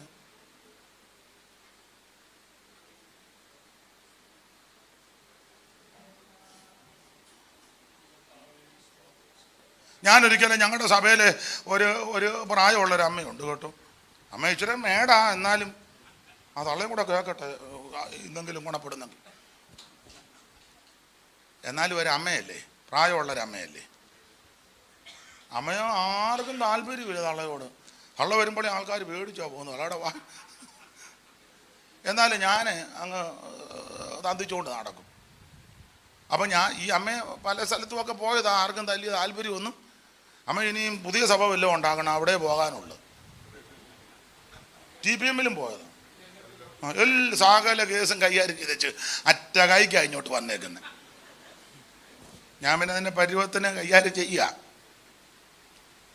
അപ്പം ഒരിക്കൽ ഞാൻ ഈ അമ്മച്ചിയെ കൊണ്ട് അമ്മയുടെ വീടിൻ്റെ അവിടോട്ട് വണ്ടിയെ കൊണ്ടുപോവുക. നമ്മുടെ വണ്ടിയിൽ നമ്മുടെ നല്ല ദൈവം തന്നതാണ്. അപ്പം നമ്മുടെ എന്ന് പറയുന്നതാണ് നല്ലത്, അതാണ് നല്ലത്, അതാ കുറച്ചുകൂടെ നല്ലത്, അതാ ദൈവം തന്നതാണ് നമ്മുടെ. അപ്പോൾ ഈ വണ്ടിയെ കൊണ്ട് അവിടെ ഇറക്കിയപ്പം നമ്മുടെ IPC-യിലെ തന്നെ ഒരു പ്രഗത്ഭനായ മനുഷ്യൻ, ദൈവദാസന, എന്നോട് പറഞ്ഞു, പിന്നെ കണ്ടം പറഞ്ഞു, എന്നാണോ അവിടെ? ഞാൻ പറഞ്ഞ അമ്മച്ചിയെ കൊണ്ടിറക്കാൻ പോയതാണ്. ഉടനെ എന്നോട് പറയാം, ഓ ഇങ്ങനത്തെ ഒന്ന് വണ്ടിക്കകത്ത് എന്നോട് പറഞ്ഞതാ. അപ്പം ഞാൻ ചോദിച്ചു, ഇങ്ങനത്തെ ഒന്ന് ഉദ്ദേശിച്ചത്? തരികടയല്ല, അതിലും വലിയ തരികട നമ്മുടെ എടുക്കയില്ലേ? ഇല്ലേ? ഇല്ലെന്ന് എന്നോട് പറയരുത്, ഞാനിപ്പോൾ ഓരോന്നോരോന്ന് തെളിയിക്കും. പിന്നെ പാമ്പ് പിടിച്ചതാള വേറെ അർത്ഥത്തിലാ പറഞ്ഞേ. ഇങ്ങനെയുള്ളതിന് ഒന്നും പുള്ളി എടുത്ത് പറഞ്ഞു. ഞാൻ വളരെ പല കാര്യവും ഈ ജീവിതാനുഭവത്തിൽ നിന്നായി പറയുന്നത് കേട്ടോ, ചുമ്മാ പ്രസംഗിക്കുകയല്ല. ഷിനുവിനൊക്കെ ഈ അമ്മയെ 1, 2, 10, 50 പ്രാവശ്യമല്ല ആ ഇന്നോവയുടെ ഫ്രണ്ടിൽ വെച്ച് ഞാൻ കൊണ്ടുപോകും. 1 പ്രാവശ്യമല്ല, 2 പ്രാവശ്യമല്ല, 5 അല്ല, 10 അല്ല,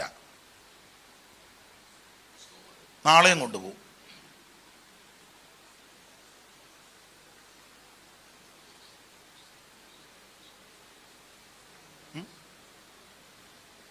അല്ല, കുറച്ചൊക്കെ നമ്മുടെ ജീവിതത്തിൽ നിന്നും കൂടെ പറയണ്ടേ. പല ആൾക്കാർ യോഗം കഴിയുമ്പോൾ പൂച്ച പാല് കുടിക്കും പോലെ കണ്ണടച്ചങ്ങ് പോകുക. കാരണം നോക്കിയാൽ അവർ പറയല്ലേ എന്നും കൂടെ ഒന്ന് കൊണ്ടുപോകുക, വിടുക. ചിലപ്പോൾ 1, 2 പ്രാവശ്യം വിടും.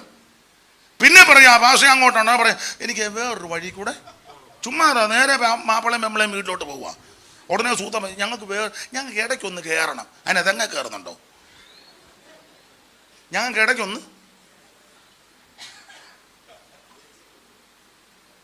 നമ്മളെ നല്ലതുപോലെ അറിയുന്നൊരു കർത്താവുണ്ട് കേട്ടോ. ഞങ്ങൾ ഒരിക്കലൊരു യാത്ര പോകും. അപ്പം 5-8 സഹോദരന്മാരുണ്ട്. അപ്പം ഒരാൾ ഇടയ്ക്ക് നിന്ന് കയറുമെന്ന് പറഞ്ഞു. അപ്പം ഇതുപോലൊരു ഇന്നോവ വണ്ടിയാണ്. ഈ വണ്ടിയല്ല, ഇതിന് ഞാൻ തെറ്റിദ്ധരിക്കരുത് ഞാൻ പറയുന്നത് കേട്ടോ, ക്ഷമിക്കണേ. വണ്ടിയുടെ വിശേഷമൊന്നും പറയാനല്ല, അനുഭവത്തിൽ നിന്നാണ് പറയാൻ. അപ്പോൾ ആ വണ്ടിയിൽ കയറി. അപ്പം ഞാൻ ഫ്രണ്ടിലായിരിക്കുന്നത്. അപ്പോൾ എല്ലാവരും കയറി, സഹോദരന്മാരും എല്ലാവരും കയറി. അപ്പോൾ കയറിയപ്പം ഒരാളെയും കൂടെ എടുക്കണം. അപ്പോൾ ആ പുള്ളിയെ എടുത്താൽ, പുള്ളിയും വളരെ വിലപ്പെട്ട ഒരാളാണ്. എടുത്തു കഴിഞ്ഞാൽ ഈ ഇടയ്ക്കിരിക്കുന്നവർ പിന്നെ പുറകിരിക്കുന്ന ഇച്ചിരി ബുദ്ധിമുട്ടാണ്. പുറകോട്ട് മാറണം. നല്ല ദീർഘദൂര യാത്രയുണ്ട്, പുറകോട്ട് മാറണം. അപ്പം എന്തോ ചെയ്യണം. നമ്മളാ പോയ കേസല്ല, വേറൊരു കേസാണ്. നമ്മൾ പോയത് ജയ്സൺ നോക്കുന്നുണ്ട്, ഇതിപ്പം അതല്ല, അങ്ങനെ എത്ര കേസ്. അപ്പം അദ്ദേഹത്തെ ഞങ്ങൾ വണ്ടി അങ്ങോട്ട് നിർത്തി. അപ്പോൾ എനിക്കറിയാം എല്ലാവരും ഉണ്ടല്ലോ. നിർത്തി ഉടനെ ഈ ഒരു സീറ്റ് ഇങ്ങോട്ട് മടക്കി വെച്ച് വേണം ഏറ്റവും പുറകോട്ട് കയറാം. അപ്പം ഞാൻ ആദ്യം വണ്ടിയിൽ നിന്ന് ഇറങ്ങി.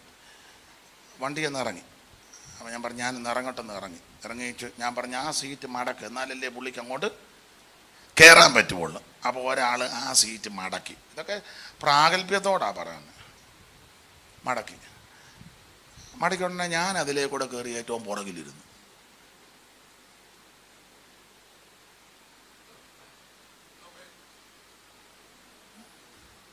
അതിന് പുറകിരിക്കുന്നതിൻ്റെ ബുദ്ധിമുട്ട് നമ്മൾ വന്നറിയണ്ടേ. മുന്നിലിങ്ങനെ ലിവിയാറാൻ കിടക്കും പോലെ തന്നെ കിടന്ന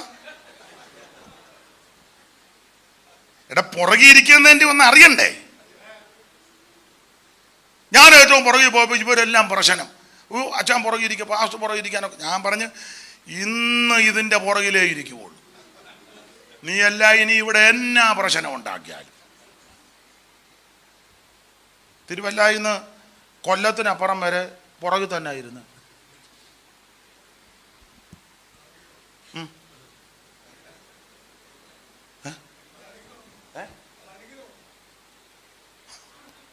ഒരു കുഴപ്പമില്ല.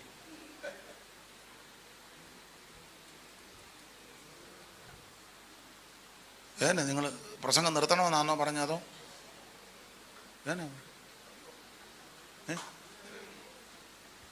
ഇരുന്ന് കാണിക്കാവോ എന്നോ? ദൈവത്തിന് മഹത്വം. ഇത്രയും ഒത്തിരി സംഭവം ഉണ്ട് കേട്ടോ, ഒത്തിരി ഉണ്ട്. ഇപ്പൊ ദൃഷ്ടാന്തം വന്നുകൊണ്ടൊന്ന് പറഞ്ഞതേ ഉള്ളൂ. സ്ഥലമൊന്നും പറയത്തില്ല, സ്ഥലം പറയത്തില്ല, ശരിയല്ലല്ലോ. സ്ഥലവും പേരും പറയുന്നത് ഒരാളെ നല്ല കാര്യം പറയുമ്പോൾ ഞാൻ സ്ഥലവും പേരും ഒക്കെ പറയും. ഇങ്ങനെയുള്ള ചില വിഷയം പറയുമ്പോൾ ഞാൻ അത് ബുദ്ധിമുട്ട്. വെറുതെ അവർക്കറിയാം.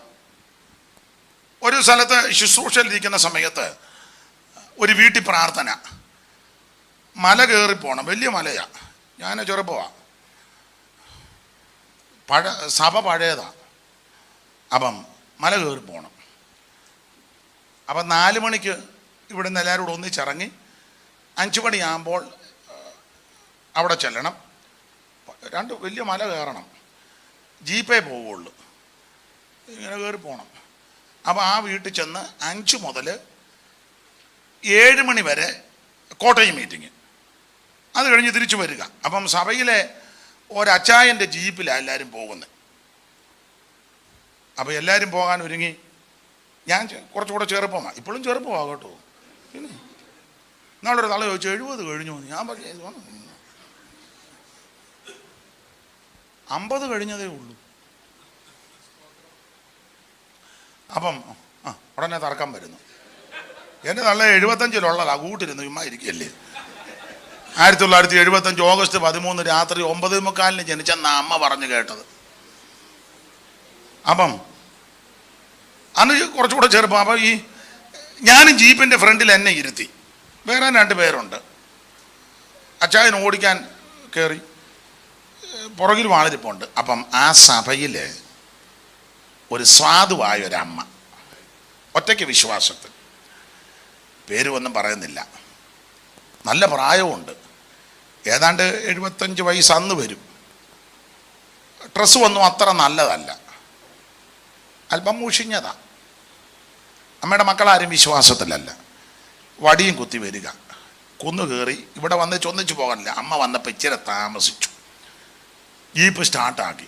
അന്നേരം അമ്മ കയറ്റം കയറി വരുന്നു. അപ്പോൾ ഈ ജീപ്പ് ഓടിച്ച അച്ചായൻ, കാശുള്ള അച്ചായനാ. അച്ചായൻ ഉടനെ അമ്മച്ചിയോട് പറയുക, ഈ അമ്മച്ചിയും അവരുടെ അപ്പനുമൊക്കെ ഇവരുടെ വീട്ടിലെ ജോലിക്കൊക്കെ ചെന്നിട്ടുള്ളതാ, അതിൻ്റെ ഒരു അധികാരമുണ്ട്. ഉടനെ പേര് വിളിച്ചേച്ച്, പുള്ളിയെക്കാളും ഒത്തിരി മൂത്തതാ, എന്നാലും പുള്ളി അങ്ങ് പേര് വിളിച്ചു. പേര് ഞാൻ ഓർക്കുന്നുണ്ട്, പക്ഷെ ഞാൻ ആ പേര് പറയത്തില്ല, വേറൊരു പേര് പറയാം. ഞാൻ പറയുന്ന പേരല്ല. അത് പറഞ്ഞ ഇങ്ങനെ, എടീ പെണ്ണമ്മേ, നീ ഇനി യോഗത്തിന് വരണ്ട, ആള് കഴിഞ്ഞു, ഞങ്ങൾ പോയിട്ട് വരാം, നീ ഇനി ഇവിടെങ്ങാനും ഇരിക്കുന്നു പ്രാർത്ഥിക്കുന്നു, ഞങ്ങൾ പോയിട്ട്. ആ അമ്മ 4 കിലോമീറ്റർ നടന്നാ വന്ന്.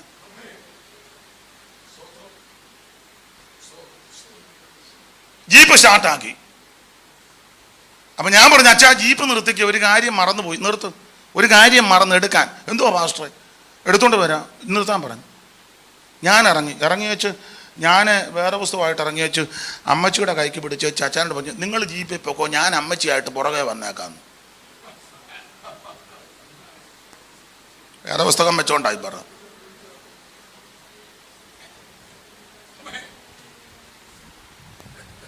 നിങ്ങൾ പൊക്കോളാൻ പറഞ്ഞു,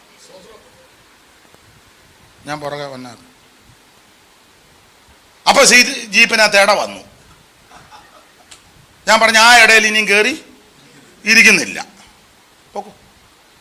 അപ്പൊ പിന്നെ എല്ലാവരും അങ്ങ് ഒതുങ്ങുക. അതുവരെ ഒതുങ്ങാത്തവനെല്ലാം അങ്ങ് ഭയങ്കര ഒതുക്കവാ. അന്നേരം ഞാൻ ഇന്ന് ഈ ജീപ്പിനകത്ത് കയറുന്നില്ല, വിട്ടു. ഞാനും ഇച്ചിരി, എനിക്ക് തെറ്റാണെന്നറിയാം, എന്നാലും ചില സന്ദർഭത്തിൽ അങ്ങനെ ഒക്കൂ. ഞാൻ അമ്മച്ചിയും വിളിച്ച് വേറൊരു വണ്ടി വിളിച്ച് വെച്ച് തളെ ടൗണിൽ കൊണ്ടുപോയി കാപ്പിയും മേടിച്ച് കൊടുത്തു, കുടിക്കാൻ പറഞ്ഞു. അപ്പം അതൊക്കെ കഴിച്ചാൽ മതി എന്ന് പറഞ്ഞു. ഞാൻ ചെല്ലാതെ പ്രാർത്ഥിച്ച് തുടങ്ങുകയല്ല.